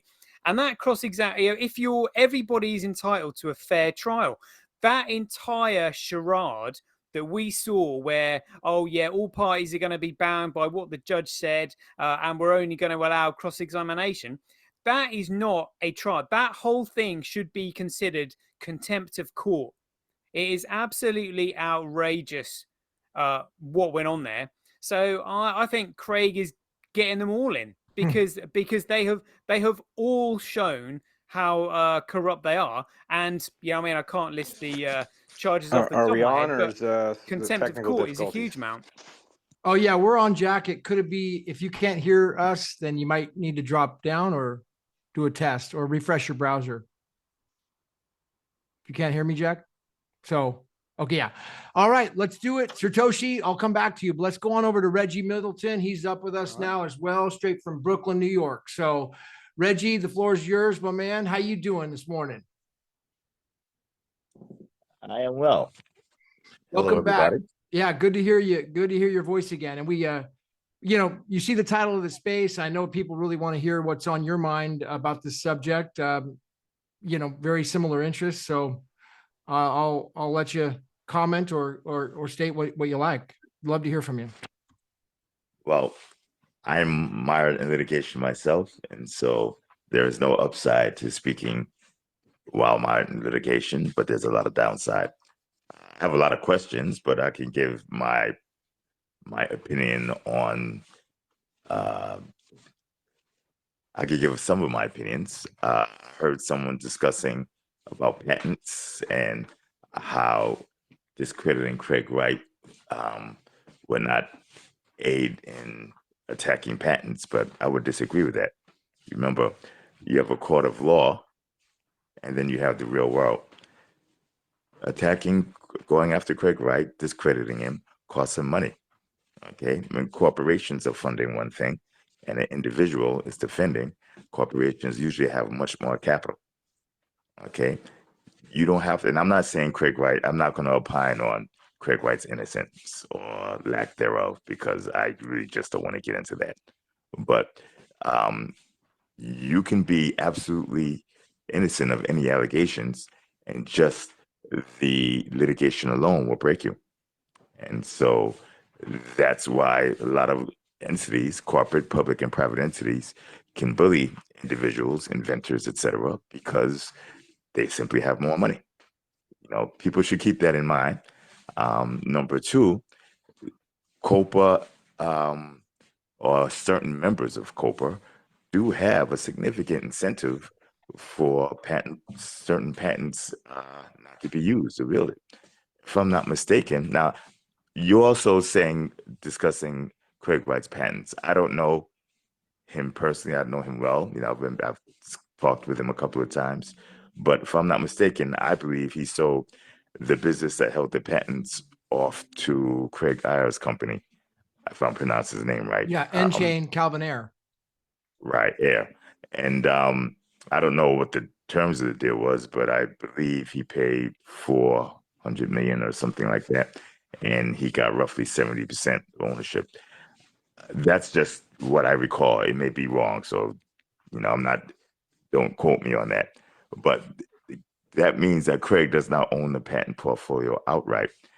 But in the patent portfolio, which seems to be large, there's a couple of nuggets that are worthwhile. I'm pretty sure he has a patent that covers multi-party computing, MPC, which is now the default method of securing digital assets in cold storage. And it's used by Fidelity, it's used by Coinbase, it's used by Kraken, etc. So that's an example. And I'm not saying they do infringe on that patent, because you have to do an actual analysis and it does take some time and effort. But that's an example of if his patents are being infringed, that's an issue. He does not have to license the patents to these entities. Okay. And there's also a patent that may cover certain aspects of BTC as it's written. Okay, a lot of people say, well, the patent application came after, the Bitcoin white paper or after BTC was launched. That's irrelevant. Okay, and people, and I'm not a patent attorney either.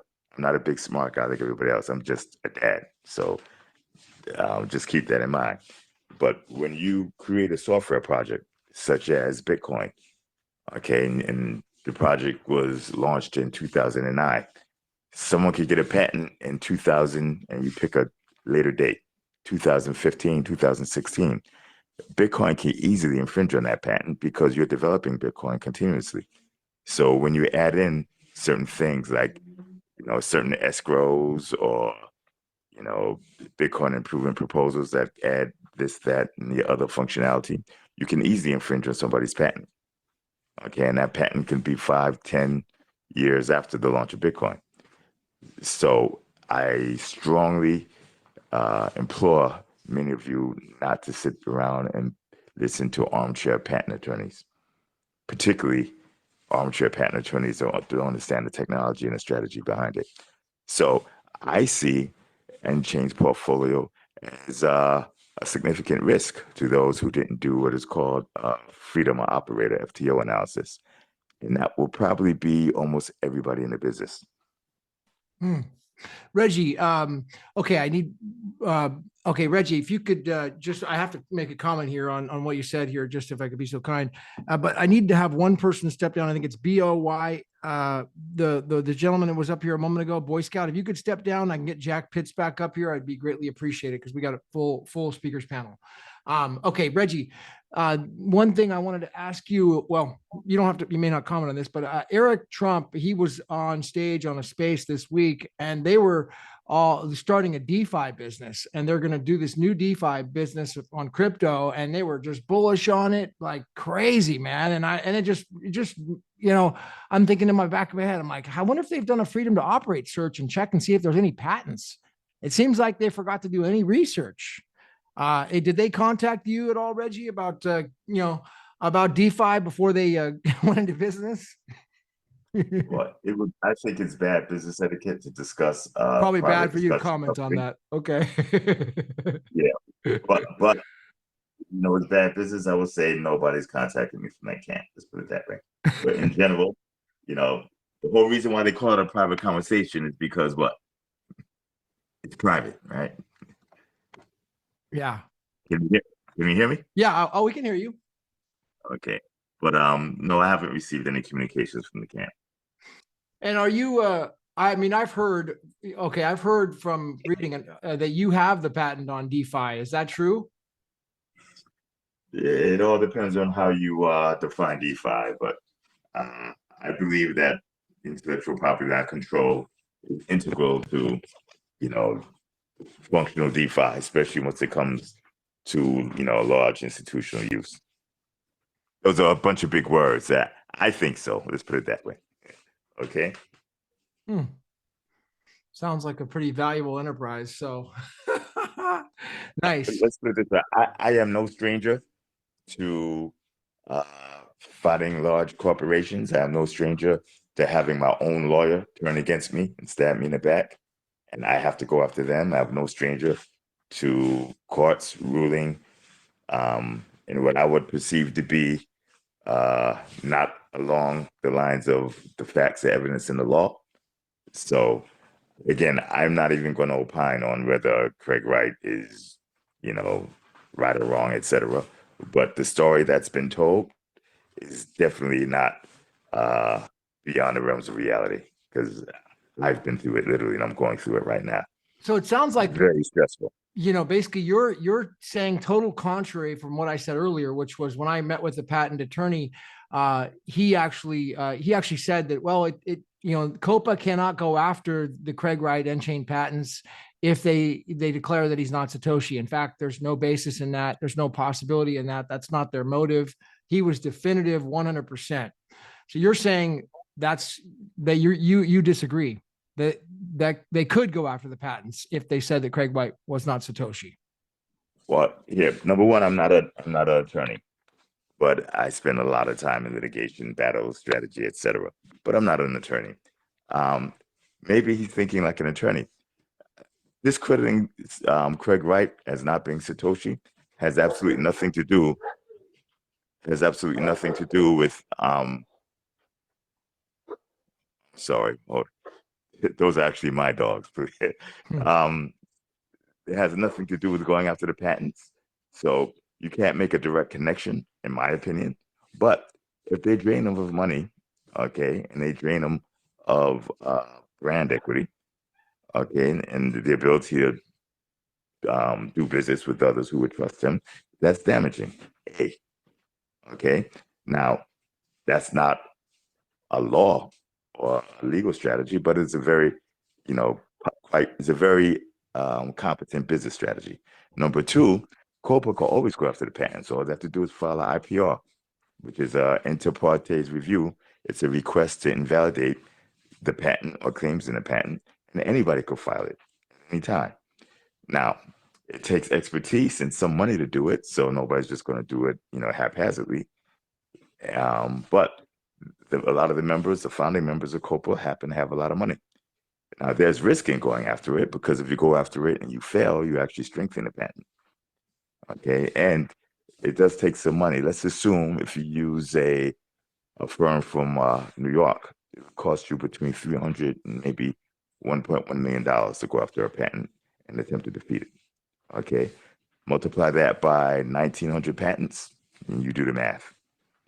Okay, of course, now they wouldn't do it against all the patents, but they would do it against a key patent. This inter partes review goes to an administrative court that's within the patent system. Okay, so it's not a civil court, it's an administrative court. And entrepreneurs, depending on, the administration and the political flavor of the particular time period, do better or worse. But in general, entrepreneurs get beat up in the PTAB. That's the Patent Trial and Appeals Board. And one of the reasons they get beat up is they just don't have the money to fight large companies. Large companies use this. They get large law firms who specialize in breaking patents and breaking entrepreneurs and inventors, and they put the money on. Now, many people have the extra $1 million or even $300,000, and the time and the stress tolerance to go through this, and they could file it one after the other. A member of COPA actually filed an IPR against one of my patents. Oh, they tried to sue you, it sounds like, on one of your patents. Right, and it's not necessarily a lawsuit. It's a request to invalidate the patent. But I happen to believe my patents are very, very strong, and they lost that, and they lost it definitively. Wow. Oh, that's well settled law now, but that's been appealed. That's done with. You could talk about it. I mean, that's.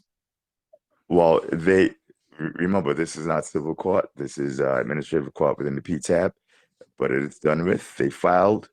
We replied, and it took a few months for a decision. They got the decision. It was denied completely, and very strong decision. And a request for reconsideration was filed, which is like an appeal, and that was denied as well. And it's done. And there's some observers who would believe that the patent is now materially stronger than it was before they tried to invalidate it. Now, I'm not going to mention the member, but this member is a household brand, one of the largest players in this industry in the world. Number two, if I'm not mistaken. Well, I don't want to name it. And they pick the strongest and the largest law firm that specializes in breaking patents in the U.S. So don't believe that the underdog can't win. That's why they call the guy David and Goliath, Yeah. Yeah. Seriously, that's a major underdog. You've got a household name and a guy like you who's just a small town Brooklyn guy defending himself. Just a dad. That's all I am. I'm not a it. smart guy. I'm not smart like all the other guys on X and Twitter. Nice. I'm just a dad. Yeah, baby. All right. Nice. All right. Well, we're glad to have you, Reggie. We'd love to have you stay on as long as you can and see if we can go back over to the panel and comment anything else that's opening up here on this subject. So I don't see any hands up. So who do we have? Case one, Scott, you're up. Yeah. So it was just a point about the shoesmiths. I don't know if you remember back into when I was coming into the spaces that a few guys were doing. I kept saying shoesmiths either looked supremely confident or they were supremely incompetent, because if there was like triple the number of lawyers on the ones on Bird and Birds and then hardly anybody on the other side. And then as the court case progressed, there was less and less lawyers, and then it got to by the end where there was just a couple, and it very much seemed by the end sort of Craig had stopped as much as possible what they were doing, but I think maybe a lot of that had been a bit too late. And so yeah, they hadn't done what he had suggested and requested. So I think there is an element of incompetency. I don't think it's just unlucky, especially with what we're seeing from the WhatsApp messages as well. So yeah, just wanted to add that point about Shoesmiths. And everybody stay on to the end. Scott's going to make a special announcement, which we're going to hold off until the as we wind this down. So don't hang up. And then also please repost the space, like the space, follow your host, yours truly. Boase, you're up. Hands up, buddy. Go to you, Boase. Hey. Good morning. Hey. Good afternoon. Hey, how's it going? Good. Good afternoon. Good evening. Okay, so let me see. I've got a little list here. I think SPV, from my memory, was the main patent that Craig was kind of focused on. So, you know, I think the theory, at least in Craig's mind, was that no blockchain can scale unless you implement SPV properly, and that because he had the patent on that, none of the other blockchains would really stand a chance at scaling unless they licensed that patent off him. I think that was certainly a strategy like 4 or 5 years ago, or one of the main parts of his patent strategy. As we know, the issue with BTC was that they broke the chain of digital signatures, and in the process, they basically broke the SPV model, right? Because you got to hash twice, and I don't know, there's some technicality in that, but essentially, if they wanted to kind of implement SPV, I think the idea was that he would charge them through the nose, but I don't think that is the point. I mean, that was sort of central strategy in patent terms, but actually, I think the idea is that if they're passing off their thing as if it's Bitcoin, despite the fact that they've broken the chain of digital signatures and they've broken the SPV model and the indexing model of the blocks, then you can sue them for selling it under the name of Bitcoin when it isn't, and you can beat. So, and I think the file format appeal was, you know, that was successful. I don't know whether the database rights issue is even enforceable or anything, but I'm not sure whether that matters. I don't know. I think if you can prove that they've broken the chain of digital signatures and they're simply passing it off as Bitcoin and it isn't, then you're the copyright holder, then you can sue them for millions and millions and millions and win. The FTO analysis, I would query Reggie on whether multi-sig is the same as multi-party computation. I don't know that it is. It might be. But I've heard him talk about this a little before with regards to Coinbase and Kraken and how they custody, I think it's cold storage coins, isn't it? So I don't know whether that's multi-sig or multi-party computation. And I'm not sure whether that's a big issue, but Reggie probably knows a bit more in detail about that. And then finally, I just wanted to make a comment about Shoesmiths. Shoesmiths were the third lawyers in short order that came to, you know, Wright's defense, right? We know that it was a complete shit show. But I think more importantly is, as far as I understood it, Lord Grabner was retired and came out of retirement to defend Wright. I think he probably had far too much to catch up on in a short space of time. Remember, this drama has been unfolding for 16 years, 15 years. And Wright, if he is Satoshi, you know, may be one of the most hacked people in history. Now, if you put yourself in Lord Grabner's position, he's an old man, with respect.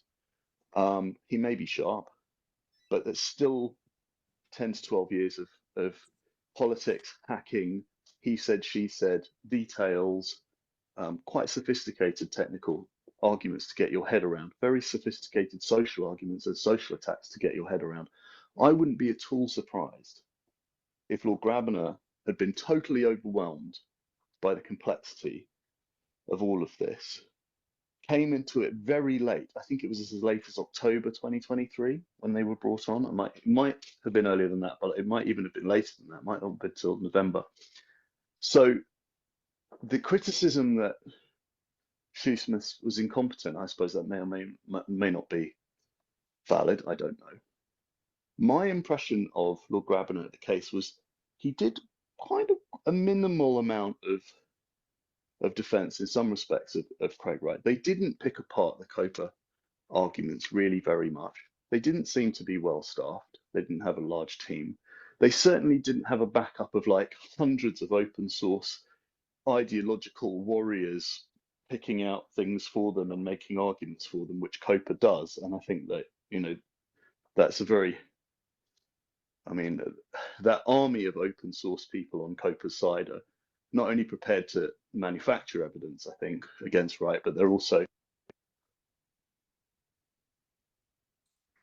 All right, we lost you, Boase, but that was a freaking great commentary. So let me go over to Reggie and have him respond. Could I just finish that? Yeah, go ahead. Go ahead. We really lost you for a moment, but go ahead and finish your thought. Sorry, my friend called me. So my point with respect to Grabiner and Shoesmith is I don't know if they're corrupt or incompetent or they just didn't understand or anything like that. I would be hesitant to level any of that. But I do think that Wright is a difficult customer. And I got the impression that there was some tension there. And the problem is that you kind of have to actually get on with your lawyers in order to cooperate with them in order to get the result you want. And I just don't think that they had the time together to form a relationship. That Shoesmith didn't really necessarily have the context that they needed as a consequence of those time constraints. They didn't have the arguments ready. And so my impression was that they were ready to accept a loss, given all of the shit show that was created by Christopher Hansen and all of that stuff. They were ready to accept a loss, potentially on the premise that they could most likely get an appeal granted on some grounds or other, and that Lord Grabiner would have been prepared, in a sense, to direct the case in a way such that if they lost, they would at least get an appeal. That was the strong impression that I got, and that they would then be in quite a good position to understand in depth COPA's arguments and to challenge them on appeal. Now, what's quite interesting here is that Craig apparently has tossed off or thrown away Shoesmith's support and said, I'm going to represent myself in the appeal. I actually think that's the right thing to do. And the reason I say that is because Craig has been consistently let down by his lawyers and by the process, which demands that you make certain arguments within context that aren't of the law, that aren't actually necessarily the arguments that Wright wants to make. So I think he's doing the right thing if he's representing himself in his appeal. I think Wright makes very good arguments in favor of his own cause, and better than his lawyers could. Although Jack, you want to comment on that? Thank you. I just want to say, man, count me in as a big Boase fan. I don't even know if I'm saying that right, but yeah, that's just a great set of commentary. Wow. Thanks, Jack. I appreciate that. That was a great set of commentary, Boase. I mean, it was extremely eloquent and well said. And I've never considered that it actually is a good idea for him to represent himself. You're the first one that's made a very eloquent point on that. And it's well taken. Yeah, I mean, well taken. You mentioned some things about Reggie, so I'd like to have him have the opportunity to respond if he likes to. No need to, Reggie, if you don't want to. Okay. Tell me what it is that you'd like me to respond to. Boase, did you want to make the comment? Yeah, it was just with respect to whether multi-sig is the thing that Coinbase and Kraken use to secure their BTC vaults or cold storage or whatever, and whether or not multi-party computation is the same thing as multi-sig, because I don't think it is. Right, it's not. Multi-party computation is what I would probably consider the next evolution of multi-sig, even though they're not that similar. Multi-sig is when you have multiple signatures that are needed to release something that is locked, to put in layman's terms.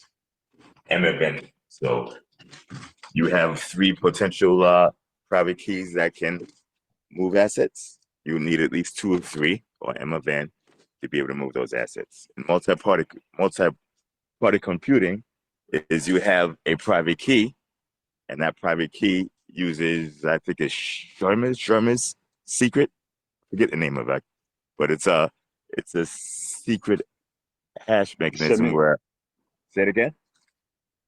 Shamir's secret sharing. Shamir's, yes. And you take the private key and you basically break it up and give multiple hashes to X, Y, and Z, and then that key, or at least the ability to use that key, can be recreated without having the key produced at all. And so that is theoretically more secure, not even theoretically, I think in almost every application, more secure and more flexible and elegant than multi-sig. More importantly, it's not just used to secure BTC. It's used to secure BTC, BCH, Ethereum, Solana, etc. And just to show you how important it is to do FTO analysis, you would think, how much money does cold storage generate? Not a whole lot, but it's definitely some, and it's the basis of the business. But that business is easily how do I put it? That business is easily discredited. I'm trying to think of the word. No, the repercussions or the waves easily reverberate into other portions. So if you take a look at the ETFs that are launched for Blackrock and Fidelity, etc., the basis of those ETFs is to have them backed by the actual digital assets. Those digital assets are stored in cold storage, and they're stored via multi-party computing. Hence, you can't store those assets with MPC without getting a license from the MPC patent holder, or you are theoretically infringing. Now, that has to be proven in court. Okay, so you can either cooperate and get a license, or you can fight it out. Reggie, are you telling me that BlackRock and these giants didn't do a FTO search before getting into the business? I don't sit on the boardrooms. I have no idea what they did or didn't do, but it doesn't look like they would have carried on in the same fashion I would have. That's all I can tell you. If someone owns the patent for MPC, and it could be shown that the methodology or the use of MPC infringes those patents, then you have practically every digital asset ETF that I can think of. Well, hopefully someone from BlackRock will get a chance to hear this call and go and chew out their legal team and ask them what the hell they're doing over there. I mean, it gets worse than that. Go take a look at the BlackRock ETFs. Go look at all the ETFs. Take a look at their prospectus, and then take a look at the risk disclaimers, and see if patents are mentioned. And if you don't see it, well, not only do you have a significant risk of having to pay patent fees or being excluded from practicing the invention at all, you have shareholder lawsuit risks, because I'm sure a lot of investors would have wanted to know that BlackRock did not own the technology that they're using. Or it might not be BlackRock. Again, I'm not an attorney. I'm giving you layman's opinion. Okay. But is the liability and risk on BlackRock, or is it on the actual vendor of the storage services themselves, or somewhere in between? And I don't see how there'd be any liability on BlackRock. If Coinbase is the custodian, then if Coinbase is infringing on any of nChain's patents, then nChain can sue Coinbase. But I don't think that BlackRock would be a party to that particularly. Well, again, I'm not a lawyer, okay, but I do have creativity. So you're right, BlackRock may not be a party. BlackRock could be a contributing infringer. Co-defendant. Okay. No, not. In other words, Are they contributing to the does Coinbase cause BlackRock to infringe? Or does BlackRock cause Coinbase to infringe? BlackRock does not sell this stuff, so they have, I forget what they called it in the prospectus, but they have basically brokers or sales agents like Morgan Stanley, Merrill Lynch, etc. Okay, are they selling a product that they infringes, or they know should know that they infringe? These are all questions. They're not allegations. They're questions that I, as an investor, would have asked. Okay, I'm not saying XYZ is guilty of BCD. I'm just saying these are questions that you should ask. You should ask before you put a couple of $1 billion into something. I think so. Yeah. Yeah, well said. Well taken here. Very, very good. So we did we not titled the space like gloves off. I titled the space gloves off in the COPA v. Wright Satoshi saga, because like literally this is kind of what's happened in the courtroom, where this guy Craig Wright has completely taken the gloves off and now putting his, like Scott mentioned here, that he's putting the appeal documents on the internet now, and he's representing himself, and he's calling his own lawyers out. And some of the grounds that we mentioned earlier were that discriminate, it's basically like a discrimination against a disabled person grounds, which is a potential grounds for the appeal. He did mention the Ager Hansen stuff that he's bringing up right now. He also mentioned, the stuff about what's his name using Madden. I guess that was in the courtroom, how Madden was holding BTC, and he said he wasn't. And then what are the other grounds here, Scott, that you remember reading about? Did you want to comment on that at all? So far, I believe there is the Quill document, the fact that the person that was used as a witness had been in the company since 2015 when the buyout happened. And I think the argument there was that they had all of the prior information, but then it was found out subsequently that that wasn't the case and that wasn't correct. And people found the pad in that exact design available for sale in Wayback Machines. I believe it's also Zuko line on the stand about him not having Windows at the time and not using Windows, and also not receiving coins from Satoshi. I believe that's part of it. It's also to do with Madden having financial investment. I remember there being, I thought it was Dr. Rosenthal. I can't remember which one, but I remember in the court that was brought up, and then Shoesmith didn't continue that, which I'm guessing could be another issue that Craig may have had. He wanted to pursue the fact that he felt some of the impartial witnesses were actually investors within BTC and holder of coins, which is obviously a huge conflict of interest. But that was stopped in the case, and subsequently through the CSTomoniga posts, that has been brought to light that I believe it was Madden was the one. What else was there? There was something else. Obviously, the video that has come out. There's 4 different videos that were submitted in that. So I think maybe we may see more on that video as well. Or I'm not too sure what the variations of them are. But it seems as if this is just the tip of the iceberg. So to use an old pun, but I think this is the tip of the iceberg, especially from Craig replying on Twitter saying, this is the first 10 pages. You haven't seen nothing yet. So let's say there's a conservative estimate, 300 pages. Let's say the 350 that the courts have asked him to reduce it to. We have only seen a fractional percentage of what we're going to see. So I'm very excited about that in the coming weeks, and also excited that we're also seeing online via court websites the cogs of the judicial process starting to move. Because if we remember a couple of weeks back, the narrative was Craig's not appealing. He's run away. Oh, Craig's not going to get the appeal accepted. Oh, this he didn't file in time, so he hasn't done this. So we just, it's like the narrative of BTC is just ADHD. They just jump from whatever they can find to chuck it in. So I'm just being patient and watching the posts and keeping my eye on the court websites. Yeah, well, thank you for your calm demeanor and all the reporting you've done. It's been super helpful.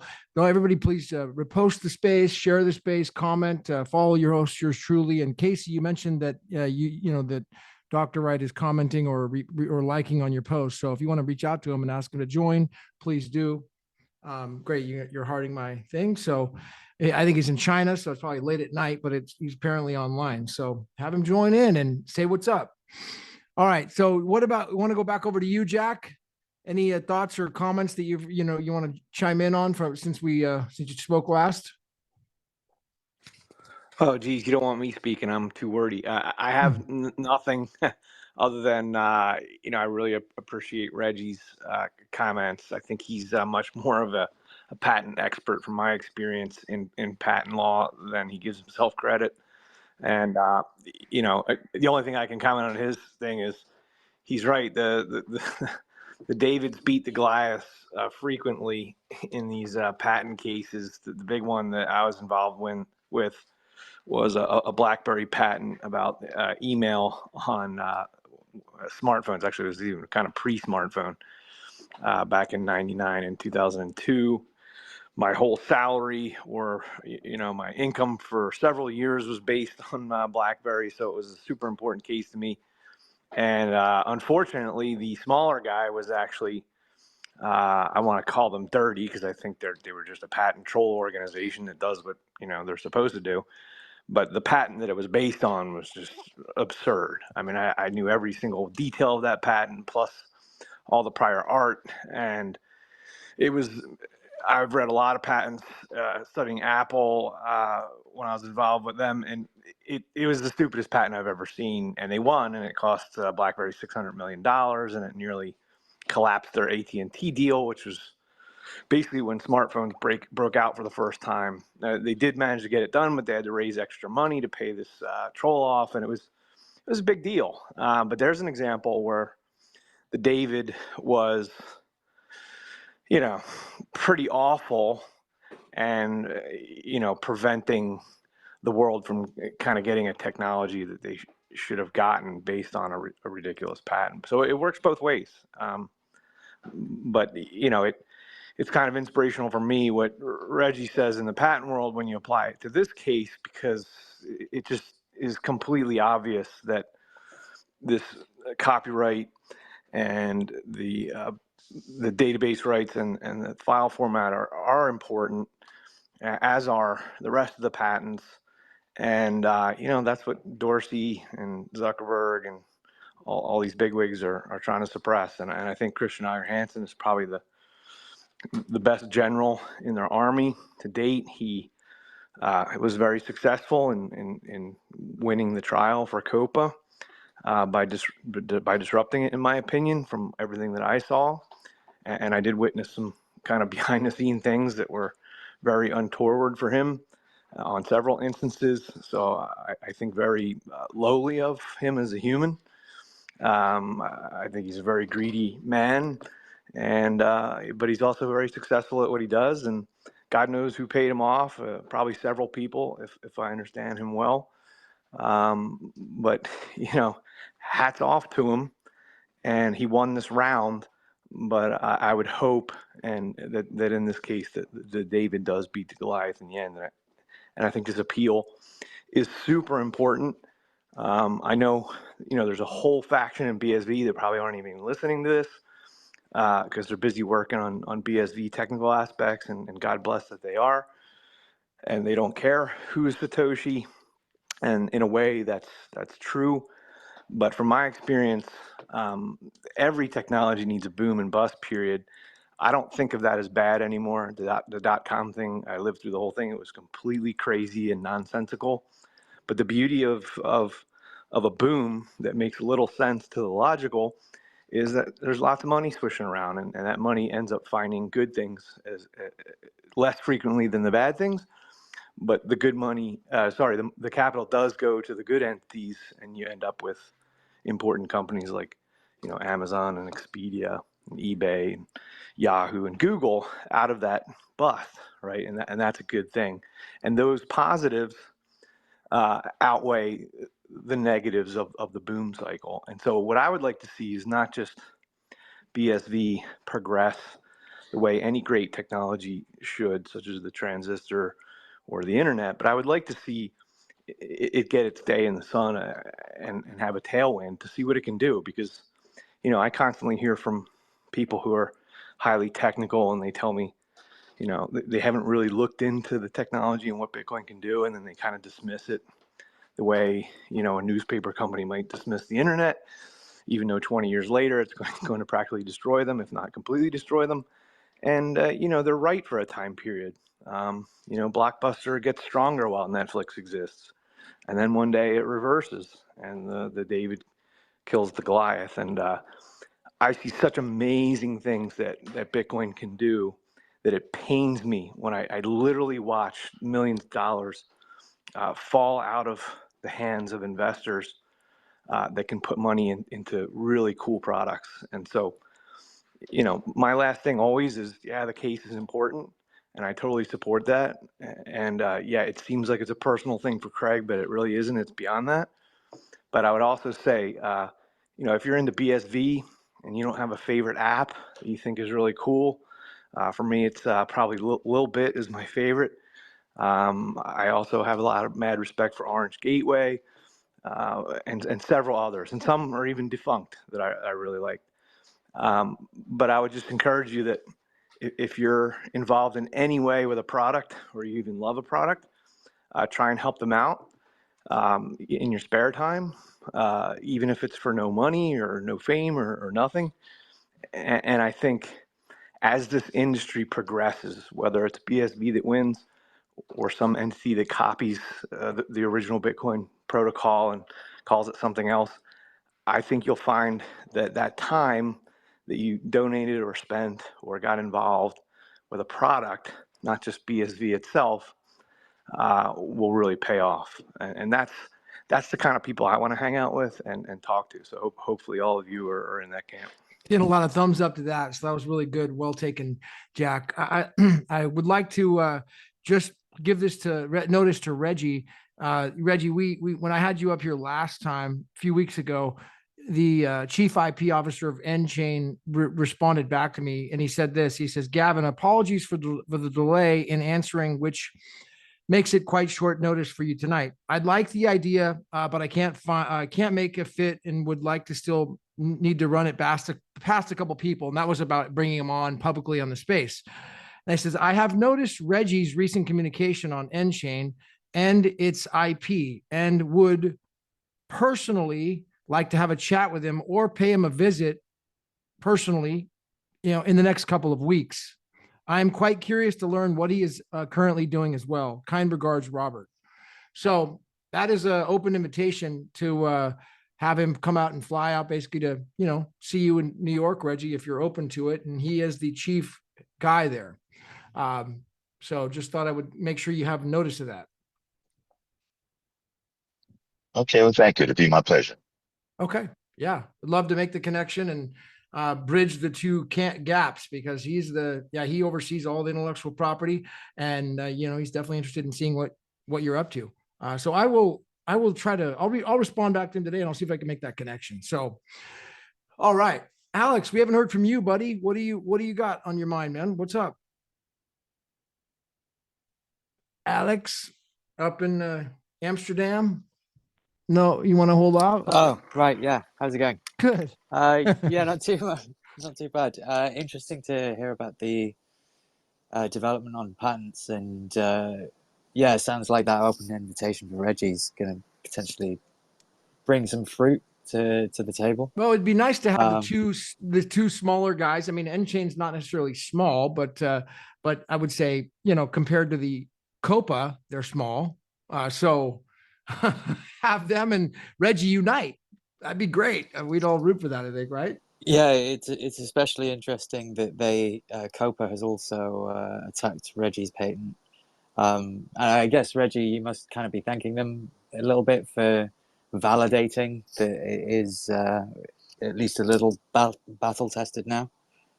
Typically, a patent that hasn't been through any sort of legal challenge is valued less, just because the money on the line always means that you get attacked. Yeah, I mean, the strategy alone here, Reggie. I mean, I think it's just fun to kind of toy with in the brain, but like, wow, because I'd like to. I mean, obviously, this would all be sealed records and conversations. Let's say Robert and Reggie are strategizing in the Big Ivory Towers there in New York about some serious heavyweight patent litigation. I just kind of wish I would be in on that conversation. So I'd like to.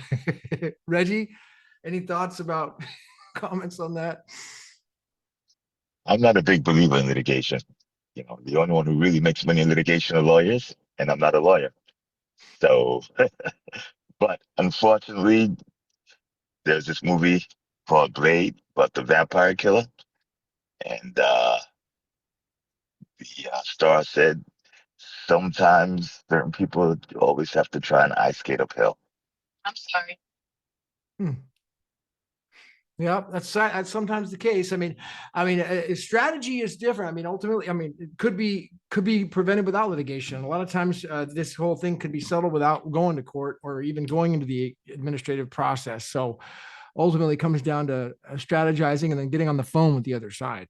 So, all right. The other side has to be willing to talk. That's the problem. If you take a look at history in this country, large companies have almost always disrespected the intellectual property of interest because they can. Sometimes it hurts. Someone was discussing a story of BlackBerry back with the $600 rent, $600 million rent. My lawyer actually did that. The lawyer that helped me prosecute my patents and represented me in my first lawsuit. Other one, Lene. Oh, so yeah, that was him. I can't opine on that because I did on back then. But if you have a patent owner who eschews litigation, has a very strong patent with a lot of validity, a conversation is worthwhile. So would you rather license IP for business and move forward, and license IP, you most likely have a pretty strong chance of getting at least the ear of the inventor of the IP to help implement it. The more people that implement my IP, the better my IP, more valuable my IP is. So why would I not help everybody to the best of my ability? Yeah. Or you could get into a big fight and spend a bunch of money and find out that you didn't put the proper disclosures into your securities filings, and then open a shareholder lawsuit and a patent litigation suit. Fun. You understand what I mean? For sure. I mean, that's usually where it ends up. And it's funny, we talked about this before, but in America, United States, the strategy is like the strategy is like, it's really about, they use the courts for negotiation. They'll litigate and then they'll wear the other side out, and then the other side will counter. And then it's all just about negotiating the business deal. That's how these big players do it. So you got to be ready for that type of fight. And I know like you are. So it's An email. What do you think? I think crypto is a little different because a lot of the newer companies, I look at their filings, and I know if I was an investor in that company, I would not be happy with the disclosures put there. I would say you've concealed the risk. And I'm not happy about that. And so if I take a loss, I'm not paying for that loss. I would want you to pay for it. Get a bunch of shareholders with my level of awareness and knowledge, we have a much more expensive problem than you chalked up to in the beginning. It's just not worth it. Yeah. Okay. So, all right, let me just go on over to Scott here, and just see if anybody else wants to jump up on stage with any questions or comments. Now would be a good time. Be sure to repost the space, like the space, make a comment, follow your host, yours truly. And we got a couple of spots open up for comments and questions. So Scott, Casey, please. I just want to add in real quick, the hashtag Friday Vibes is trending. So maybe add that hashtag in there. Hashtag Friday Vibes. And also your CoinGeek, CoinGeek space is after this. Looks like they're in the audience as well. So you can Go to the CoinGeek space for the after space. That's at 12 Pacific, 3 o'clock Eastern time, and tune into that for the after space. All right. So Scott is in. Is now. Let's suppose. Do you have your hand up before we go to Scott? Is that from before? Okay, Scott. So why don't we go on over to you? Is now a good time for you to chime in on some of the. What is it you wanted me to come in? Pardon? Sorry, say that again. Well, it may be a good time now for you to fill in some of the fill in people on what you had in mind, or at least set the stage. You were gonna about what you wanted to reveal today. Yeah, it's just obviously over the last few spaces, you've asked Craig to come on, but he obviously hasn't, and I think that's a wise decision because until the appeal has finished, it doesn't really make sense for him to speak openly and publicly about this. I think you will probably hear a lot more from him after the appeal. But a little birdie flew in my window this morning and dropped off a little message for me. So if you like, I can play that for you now. Yeah. So you got a little birdie. I'd like to hear what that bird has to say. Now, sometimes on the audio on Spaces, it's kind of tricky. So do the best you can to make it loud. Let's hear. So it's flown all the way from China, so the audio is not great. But what I will be doing is I'll be putting a transcribe of it afterwards, and I'll also be putting the actual audio file as well for everybody. Okay. All right. Let's see if we can hear it. Like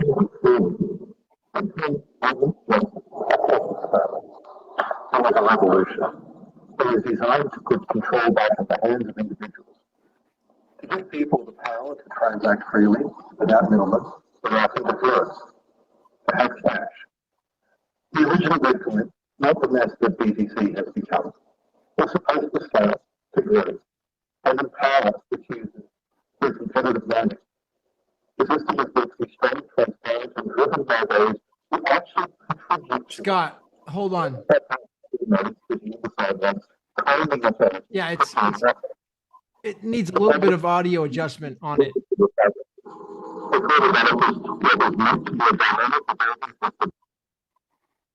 Scott, yeah, if you could try to make it adjust the audio. It's kind of funky on the Spaces thing. Yeah, the audio is really hard to hear. And I've had the same problem with myself. I'm playing any audio on the Spaces. They make it like impossible.